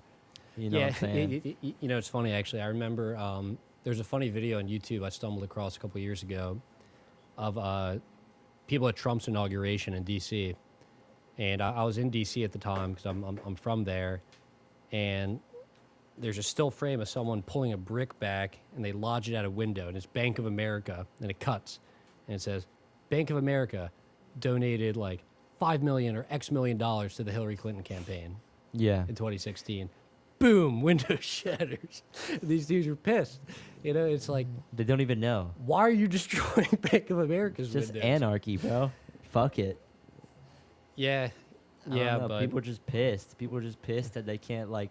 yeah, and I get that. It's hard. It's like us against rich people. That's pretty much what people feel like it is. That's really what it is. I mean, it's like Yeah, people feel disenfranchised, and they're Yeah. trying to voice that frustration, and I understand that. You know, I do, but you know, you got to think about, I don't know, in your own community. I don't see much of a benefit to. I mean, I guess it's a two-way thing, right? And on one hand, you're gonna garner attention. At the end of the day, that's probably the goal, right? You're trying to raise awareness. You're trying to get people aware of your cause and what your grievances are. No matter what group you are, you want people to, you want to give it publicity, right? And so people can get behind and understand it and educate themselves. On the other hand, sometimes you're breaking things in your own community, and you're going to make it hard for the people you know and harder for yourself. And yeah, I mean, I think it's a double-edged sword. people need to do guess. their research before they break buildings.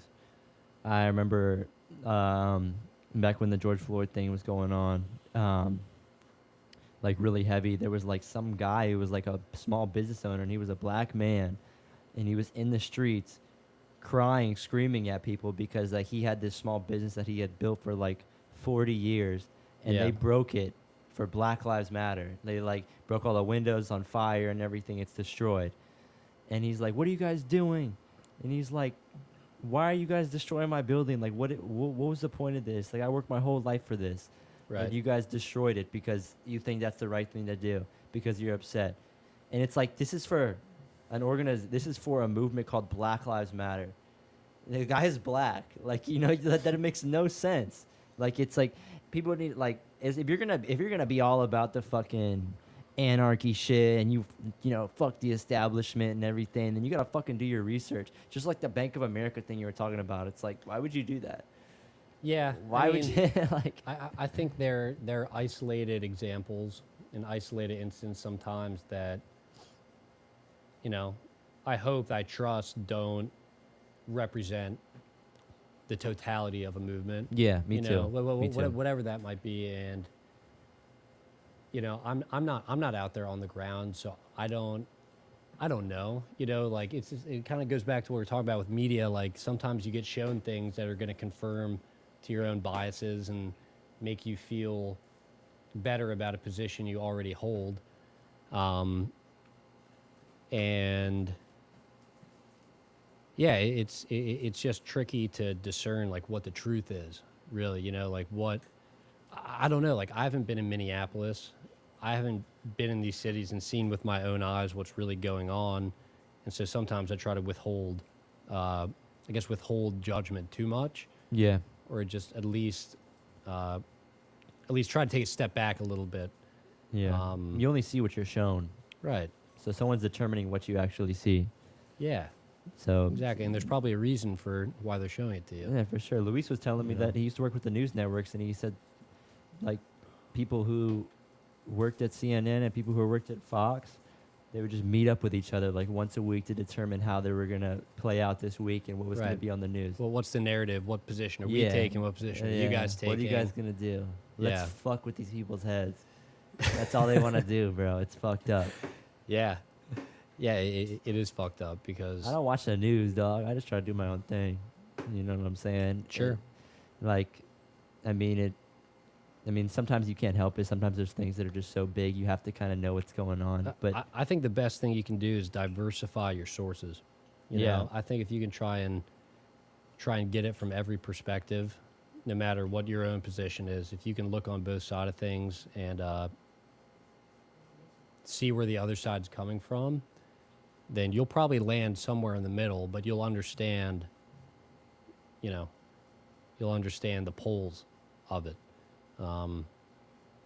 You know, but again, a lot of people get caught in bubbles. They're seeing the same sort of things, same agenda, same ideology over and over and over again. And that begins to, you know, restrict your worldview just to those opinions, those beliefs. And, you know, it's tough. You got to like do it yourself because no one, you know, the media companies, social media companies also aren't going to help you, right? They want to put you right in that box and keep you there, keep you comfortable, keep you Yeah. coming back. And it's like the onus is on individuals to break out of it. yeah, imagine if you went You on know? social media and it was just shit you disagreed with.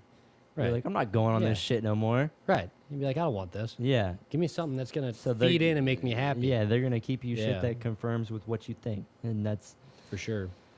it's bad because then people get lost and you're like in a maze. You can never get out. Yeah. Like you think that this is how the world really is, and it's fucked. Mhm. That's why you just gotta experience the world with how it is. But honestly, I try not to pay too much attention to social media because I know it's just like, at the end of the day, like what is the truth? You know, everybody has their own truth. Well, that's what they call it, right? It's a post-truth world. That was a big buzz term after Trump's election, right? Because they felt like the amount of misinformation floating around on both sides, right, For sure. had just, you know, made impossible having any shared objective sense of what's going on. Yeah. Like You there is can't no be truth. object- There's yeah. no truth anymore. Everything's just distorted. Everything's coming through a lens. Some things are outright false, right? Some things are, you know, genuine misinformation that is designed to be wrong. And it's very difficult to parse through. I think it's really scary. And more scary is I have no effing idea what people are going to do about it going forward. I don't know. I do not know how people are going to fix that situation. Do you think that America is its biggest enemy? America is its own biggest enemy? Yeah. That's a good question. No, I don't. I think we are an enemy of ourselves. I think, you know, the way. Let me pivot. China is poses a bigger threat to America than America itself does, I think. National security threat? Yeah, I think national security, economically, right? I mean, the amount of intellectual property they steal, they're brazen about it too. I mean, they don't, you know, they're not shy about putting microchips in hardware that they export to the United States and picks up a bunch of info that they're not intended to have access to. But I think also the way they use technology in general, right? I mean, the social credit system they've implemented over there is extremely scary, is, threatens every tenet of democracy and freedom that America purports to stand for and believe for. And, I think we need to we got to keep them at bay, at least. We have to keep them in check because they lie a lot. I don't think they can be trusted with the for information sure. they share. And they're also peddling influence all across other regions of the world, including Africa. I think it's called the Iron Belt Initiative, where they're going out to African nations and installing infrastructure. They're building highways, they're building roads, and they're indebting these countries that have very little capital to them, right? And that allows them to then later come in and collect that debt through influence, Yeah. Be and like, hey, we own this. exactly. Yeah. We own this, and now you're going to buy this, and you're going to take these products from us. Akon's gonna be a billionaire one day. What's Akon doing? I haven't heard of that. Akon for the past few years has been like giving free electricity to African places in Africa, installing free electricity. Yeah. Places like that doing very humanitarian stuff. But I mean, at the end of the day, it's gonna come time where it's being in use so much that they're gonna have to start charging for it. Sure. So he owns that. Yeah, it's pretty savvy. Wish I thought of it. Yeah, I know, right? Oh my gosh. Do you think that Yeah. we'll go to war with China one day? Yeah, I do. You think it'll be like a boots on the ground type of war? It'll be like kind of like a tech kind of No, I think boots on Nuke. the ground wars are done, right? I think they're done. I mean, I think when you have That's scary as fuck yeah, to think about.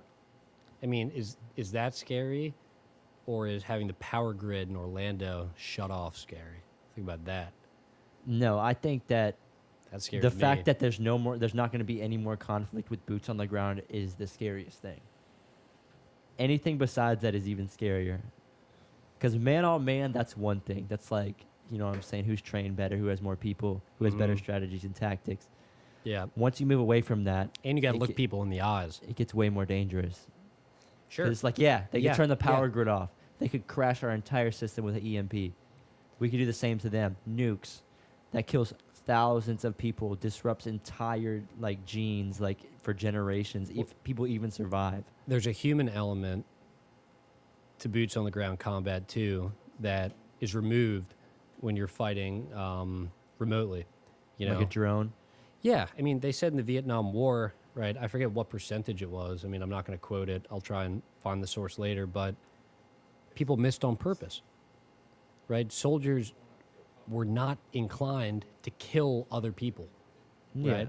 People would fire above the heads of the enemy soldiers because they didn't want blood in their hands. They didn't want to kill people. But if you're sitting in an office in the Pentagon of Virginia and you're controlling a drone over the desert of Iraq, and it's a beautiful sunny day over there in Iraq, and no one knows otherwise, and all of a sudden you look up and a bomb as long as a telephone pole drops down and blows up usually they're military targets, right? They're like ISIS, Taliban, stuff like that. yeah, but they're usually targeting like weapon repositories or hangars or things like that. That's usually Or with people of interest and everything. yeah, that's usually where the strikes are targeted at. That's different. I mean, maybe you're not going to have that reluctancy. You're not going to have that second thought. It's like a video game Yeah, at that point. right. You're going to send a nuke, right? Maybe you launch a nuke to whatever country, and you don't have to see it. You don't have to watch people burn. You don't have to see what it's like for people to become disfigured and horribly injured in that country, right? Like, you're not looking at them face to face. You're doing it from 2,000, 4,000 miles away, and I think that's a very, very different type of warfare, which is scary in its own way. I think that's the last resort that any country, China, Russia, United States, North Mm, Korea, yeah, I don't think none- anybody yeah, knock wants to on do wood. that. I don't think anybody wants to do that because everybody's got nukes. You know what I'm saying? Especially Russia, the United States, and China, which are Yeah. like the the big powerhouses like Well, yeah, the- we have non-proliferation treaties, and there are a lot of international pacts that will stop stockpiling the nuclear arsenal at this point at X number of missiles. Yeah, but people right? don't give a fuck about that. Well, that's what happened with Iran. We right? don't listen to that. Yeah. China doesn't listen to that. Russia doesn't listen to that. We sign it because it's like we want to keep the peace, but nobody listens to that. We have so many nukes. Say we're only supposed to. No, We of sign a course. treaty that says we're only supposed to have 2,000 nuclear weapons. We have like 20,000. Yeah. You know what I'm saying? But we have 2,000. You can come see it at its facility out in Nevada, and that's all we have. They don't know that we have like fucking 50,000 ballistic missiles in Montana. You know what I'm saying? Just Like, stockpiled. yeah, they don't like that's we have so many, and like people will always lie about that because like why would you trust somebody? Right. Why would we're gonna sign this treaty, China And make ourselves Yeah. susceptible yeah to possibly we getting hit. trust China. We trust China. They only have 2,000. Yeah, they got 50,000. Well, that's sad. Yeah, so it's that's like, that's the sad reality of it, right? It's it's still an arms race. It's still a Cold War type mindset. that is it countries even the have. arms race anymore? I don't know. I would imagine that the technology is so advanced that like it's not a numerical thing. It's just Yeah, it's not about numbers. It's about your capabilities. yeah, like, exactly. what It's you about can how do. powerful. Yeah, you have the one bomb. MOAB. Yeah, They dropped not recently, 3 years ago. Mother of all bombs, they call it. Hey, can I pivot the conversation? massive ordnance aerial bomb or something like that. Can I try something on you? Yeah. Yeah, try a topic on you. Yeah. All right. You brought up earlier that you used to do and still do stand up. Yeah. And I'm really curious about what stand up is like. And I want to know if you've ever bombed really bad. Yeah. Yeah, you What's have that like, bombing? Well, it's not fun. Talking about bombs. Yeah. It's not fun. I'll say that. Yeah. When you're making people laugh like that, when you have the microphone and everybody's eyes are on you and the entire room and the acoustics are just right, making everybody laugh, genuinely laugh, not just a chuckle, like laugh from the fucking depths of their stomach. It's a really Mhm. powerful feeling. It's almost like you're on drugs. Right. Because when you make somebody laugh, it's like a good feeling. I love the feeling. I love laughter because I know in that moment that somebody is laughing, there's nothing but happiness in their body. Sure. You're not feeling anything but happiness when you're laughing. Yeah. You've done something good for Yeah. someone. So that's something I really enjoy. That's something I crave to do. I crave to make people laugh, like when I'm doing stand-up. But bombing, if you're not I mean, what confident, if you're not could you confident, recite the worst joke you've ever told? I'll tell you what I'd I love did. to hear I it. told a story on stand-up one time Oh my god. about the worst first date I ever had, and the time before that went so well. I was so confident. I was in my bag, like nuts dragging on the floor. I'm like walking in this bitch, like I'm about to kill it. Mm-hmm. So I tried to recite this story from pure memory. I had never wrote it down or never rehearsed it. I had never told this story. And I went up there extremely confident. And I didn't even get to finish the story because you're allotted a certain amount of time. You're allotted 5 minutes. I didn't finish the story. At the end, when the Oh, guy was jeez. like, you have to get off stage, I was like, come back next week to hear the rest of the story. Oh god. I didn't finish it. And obviously, you didn't get to the punchline. No, right? no. I mean, there's punchlines all throughout the story. That's the Oh, kind of okay, stand-up I do. okay, Is I tell like okay. stories.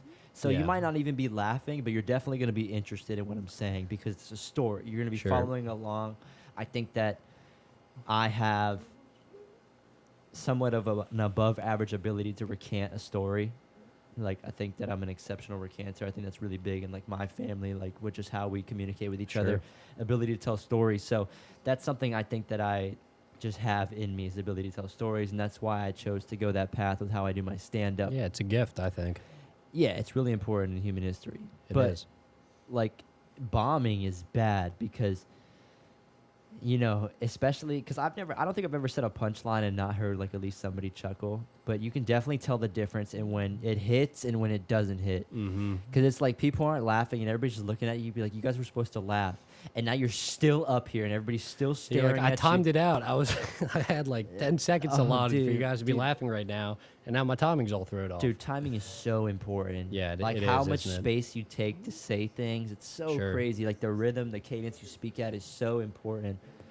And like it's embarrassing, it's bad, you feel like shit afterwards, but it's necessary because you know Mm, what works and you know what doesn't. Be like, I'm not gonna say that joke that next time, or I'm gonna say right. this joke but in a different way. Oh, I heard somebody chuckle with that, I'm gonna expand upon that. I didn't think it was funny, but somebody laughed at that time. I didn't think that that part was gonna be a punchline, but I'm gonna keep that in there because people laughed a little bit at that. I'm gonna Mm-hmm. make it better. I might try to say it in a funnier way. I'm a pretty like physical like stand up kind of guy. So like Sure. I'll like act stuff out and I'm like really moving my body. And Yeah. that's what I find is people laugh a lot because when you move your body like that, you can tell the difference in somebody's confidence. Yeah. So It's as old as it gets too. I mean, that goes back to Chaplin, physical humor, yeah. right? I mean, it's old school. And even before that, that's why I think storytelling is so important because of, I mean, early humans. I mean, you after a long day of working your ass off, like collecting shit or like hunting, you come around the campfire and like somebody tells a story, and that's the only entertainment you had is like Right. joking. You know what I'm saying? Like somebody telling you a story, and it's probably made up. It's definitely made up, but it's That's interesting. okay though. I'm actually reading a book that like I've read in the past called "The Things They Carried" by Tim O'Brien. It's actually about Vietnam, Uh-huh. and he talks about how stories are not about truth; they're about meaning, right? And like Yeah. you get to the end of this book where he's talking about recounting all these war stories with his friends, you know, being in bunkers, grenades coming over them, staying awake for days at a time, and at the very end, he basically hints at like, not everything I said was true. I'm not going to tell you what. Some of it wasn't true, but does it matter? And he kind of leaves you with that question, right? And I found that book at her house, actually. I read it when I was younger, but I think about that all the time. You know, is it really about the facts? Is it really about that? Or is it about like the meaning of it? Is it about what it's telling you, like what it makes you feel? And I think maybe comedy is the same way. Yeah, a lot of the stuff that people say is made up. Right. A lot of the stuff is people just make it up for the joke. Um, in my situation, I usually tell the truth just because, like, I was able to recite that story off memory. I had never told that story before.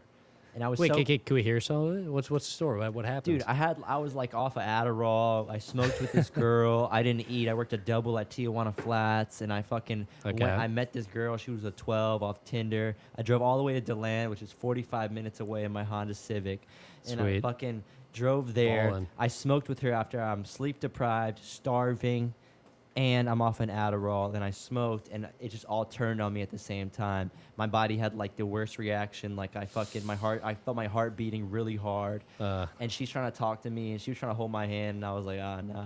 And then I went to IHOP. I can relate to that. Whatever. I was super pale. My face was sunken in, like having a panic attack, but trying to keep it together. But like physically panicking, but like I'm mentally like trying to still be on this date with this chick. She gets scared, gets picked up. I'm sitting at IHOP alone with my chicken and waffles at like 12 at night, like just embarrassed. And it's Ouch. just and it was the worst first date I ever been on. And it was definitely there was no second date. Of course there wasn't a second date. I bombed so hard. But that's okay. That's okay that It is a funny story. I shit the bed. It was funny when I got it right and I told it again, but it was not a good time. And I'll give you a little first date story too. I got one from my freshman year of college. okay. You want to hear it? Yeah, sure. Okay. So my very first night of college, I went out. You know, your first night of college, everything is glamorous and glitzy. You have no idea what you're getting into. You're seeing all these people that look older than you. People are drinking openly. You're going to parties with all these things that you've never seen before. And it's my first night after orientation. I go out with some people I just met. And I'm at this party and I see this beautiful girl like standing across the room. It was in the backyard in the Bronx. And on the way out, I'm kind of looking at her. She's looking at me a little bit. And I walk by and I tell her my name. She tells me my name's Jill. I'm like, okay, Jill. Cool. I'll remember that. A few days go by, and I'm in the cafeteria with some of my roommates. Hey, you know, we're eating, we have our food, we're sitting down at the table doing our thing, and I see Jill from across the room, or across the cafeteria. She's like up clearing her plate, whatever, like getting rid of the trash. And my roommate's like, oh my God, you know, they're elbowing me. They're saying, go talk to her. Like, we know you've been thinking about her. Go say hi. And I'm like, okay, like I'll do it. So I go over there and I'm like, hey, you know, hey Jill, like, what do you say? Hey. Hey, yeah, what's up? Anyway, I get her number. We talk. She tells me I'm going to a toga party tonight. I say, that's great. She says, here's my number. She gives me her number. And I'm like, okay, I'll call you. All right. I'll call you and you can have my number. And right after I got the number, my friend Joe comes up behind me and he's like, dude, how'd it go? What's happening? What's going on? And I'm telling him the whole thing. And I'm like, okay, yeah, like we were talking about this. She gave me her number, blah, blah, blah, blah, blah. Like, we're going to go to this toga party. And we're talking, he's goofing me, giving me a hard time. And I look down at my phone and I never hung up the call. And I'd left her a 3-minute voicemail Oh. just fanboying over her like an idiot. Oh my god. And that's not even the bad part. That's literally not even the bad part. That's like the beginning of the day. And so I'm telling him, like, all right, I'm going to forget about it. Hopefully you just won't listen to it. Yeah, fuck it. Who cares? Fuck it. Right? Yeah. And, I'm 18. It's my first week in college. And sure enough, later that night, we get our togas put on. We go out to the party. I get there with some of my friends. Some of my friends knew older kids who had the house where the party was at. We go there, we're in our togas. I see her. I meet up with her. We start talking. She asked me if I want to go to a different bar. I said, yeah, of course. I'm an idiot. I'll do anything. I don't know. I'm Anything. 18 years old. I mean, you'd say, do you want to drive me to Missouri? Sure. Fine. Do it right now. Oh, the ice cream truck is playing. That's kind of funny. Can you get me a bomb pop? I haven't heard the ice cream truck in a while. Anyway, so she takes me to the other bar. At the party, I had lost my shoes. I have no shoes. I'm walking through the Bronx, the street of the Bronx, in bare feet. Complete idiot, probably crunching on glass, picking up all sorts of infectious diseases I want nothing to Needles. do with.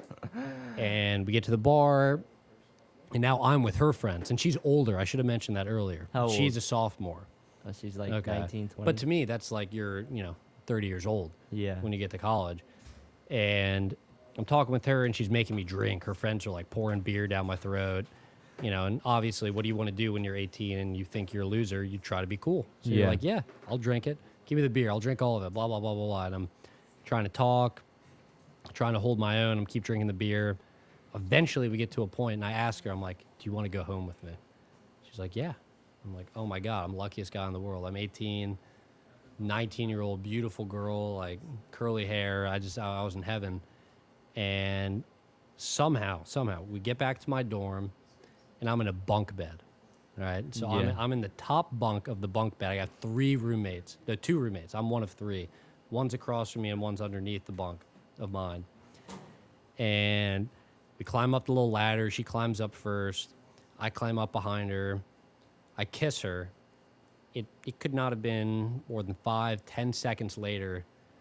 I sit up and I'm like, I don't feel well. She's like, what's wrong? Like, what's going on? I'm like, I don't. Boom. I just yak all over my own room, on my clothes, on my books. It was just really unfortunate. I mean, it was bad. It was bad. And I'd had this tomato soup from Kosi earlier in the day, and it was red. It was just nasty. It's just gross. What did she do? Oh, she got out of there so fast. she got out of there so freaking fast. And What a bitch. Didn't even try to help you. I mean, I'd clearly drinking to a point of excess that I learned from and did not repeat. But yeah, I got down off that ladder and I'm standing there. I got my hands on my head trying to catch my breath. And she came down. She came down. She took one look around the room. She didn't even say bye. She just walked out the door, closed it behind her. I tried to text her next day and apologize. She didn't respond. Never heard from her again. Jill. Jill, if you see this, Jill, I'm sorry.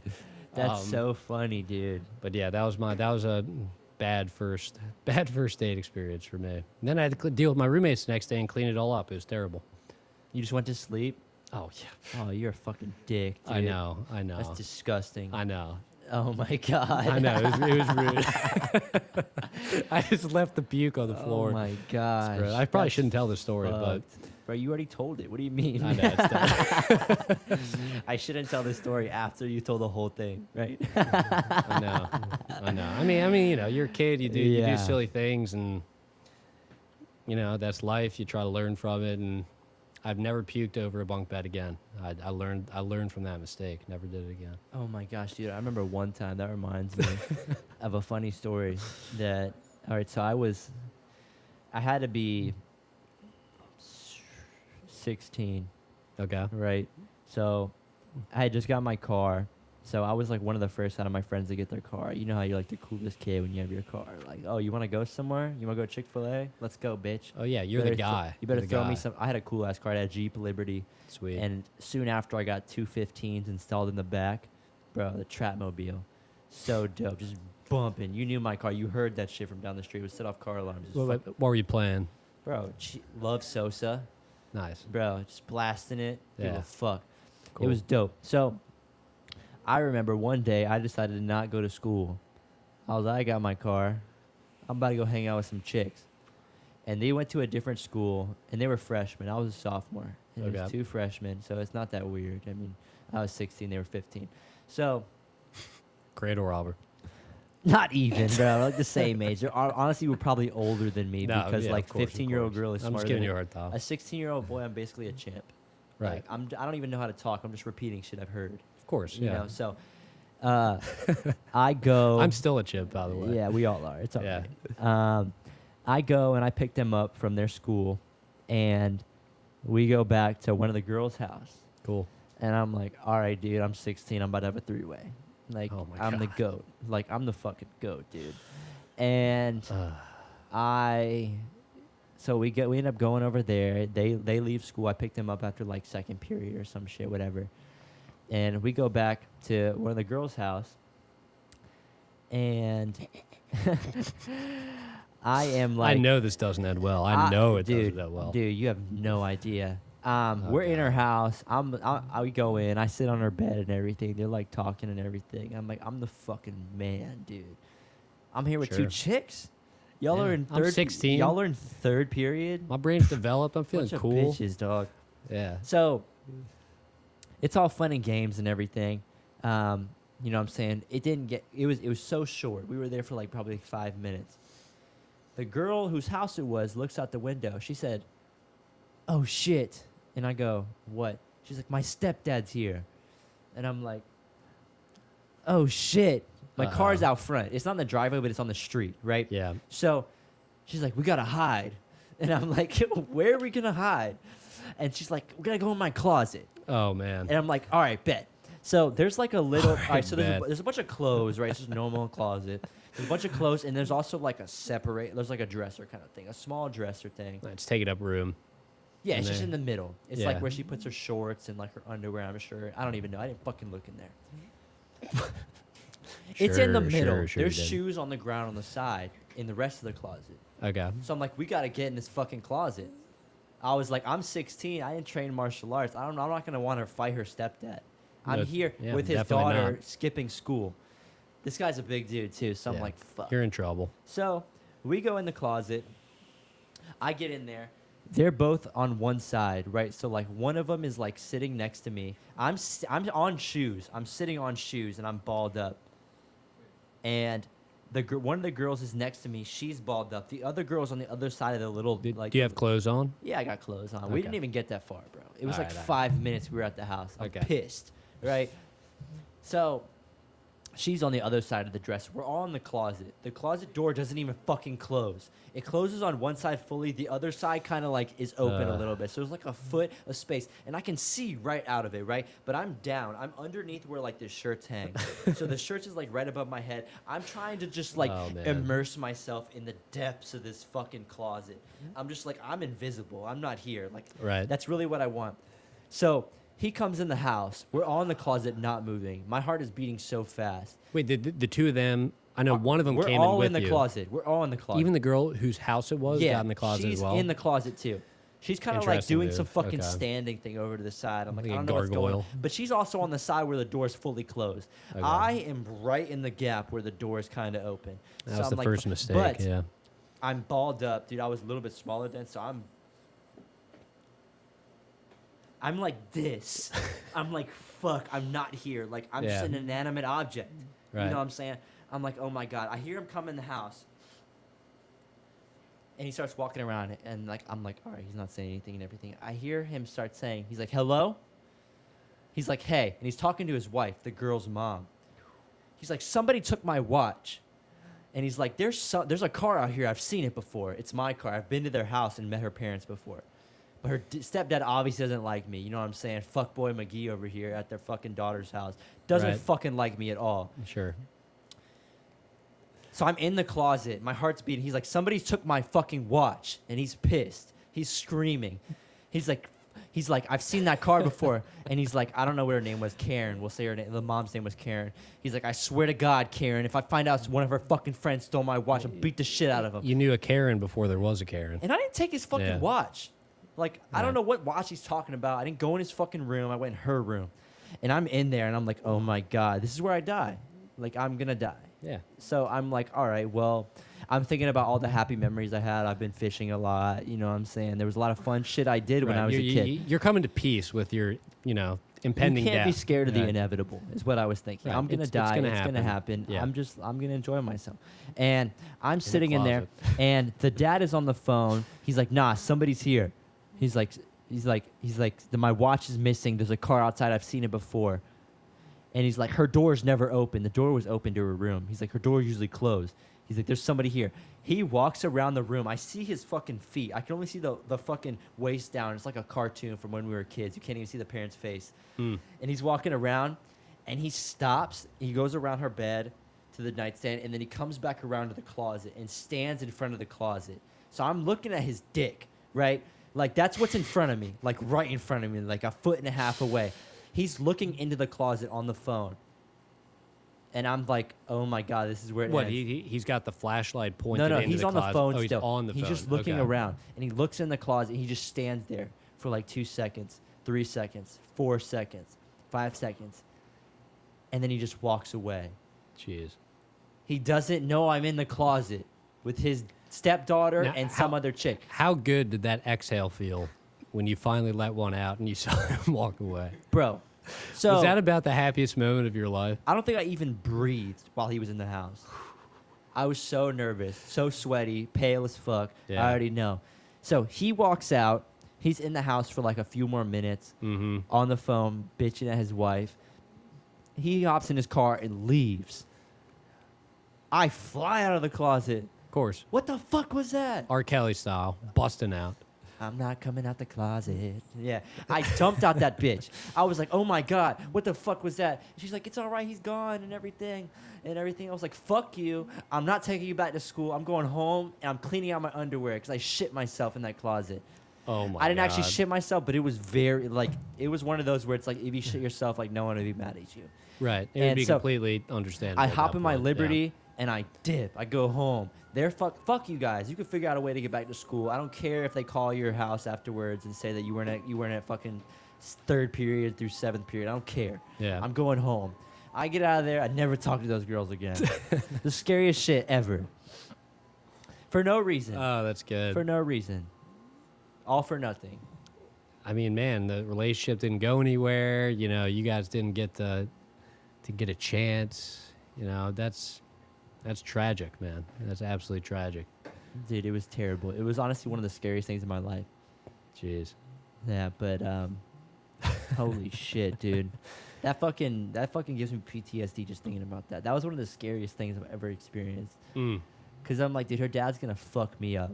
Like he was the type of guy that Yeah. would have fought a kid. Right. And this is before I knew martial arts, so like I'm fucked. Yeah, I would've got- I mean, martial arts or not, you're 16. I mean, your ass is gonna get beat. Yeah. know. So like, yeah, it's a grown man. But Yeah. like, yeah, I would have had to I would have got my ass kicked, probably got the Sure. cops called, and then I would have had to call my dad, and he would have had to kick his ass. That's Right. what would have It happened. would have been a whole big messy thing. Yeah. Just And yeah. I was like, dude, I still don't know who the fuck stole your watch. Like, because he would have been pissed about that. Have you seen him since? Have you ever Oh, talked to him? Fuck, no, I never talked No? to those girls again. I would not want to Yeah. get mixed up in anything they were doing Yeah, I believe that. ever again. Hey, if you have me on another time, I got some other stories from high school similar to that I think you'd like to hear.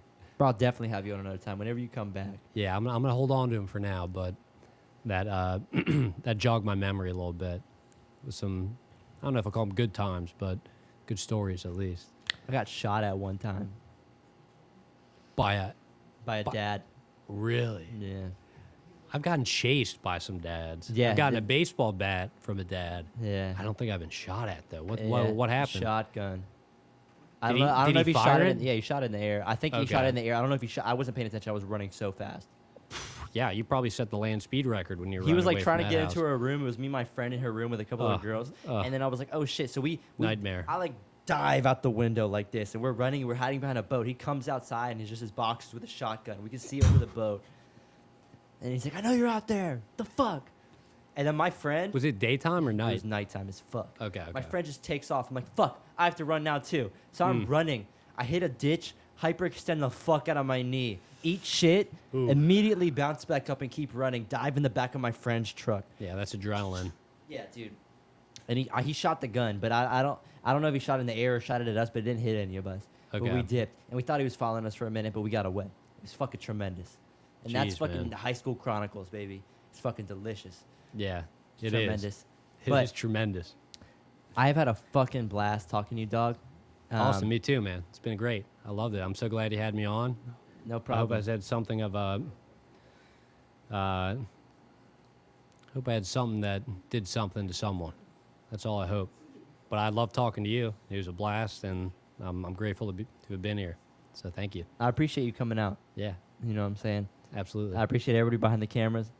Tyler and Luis, my dogs, making the magic happen. Shelby gets a shout out Shelby in the back.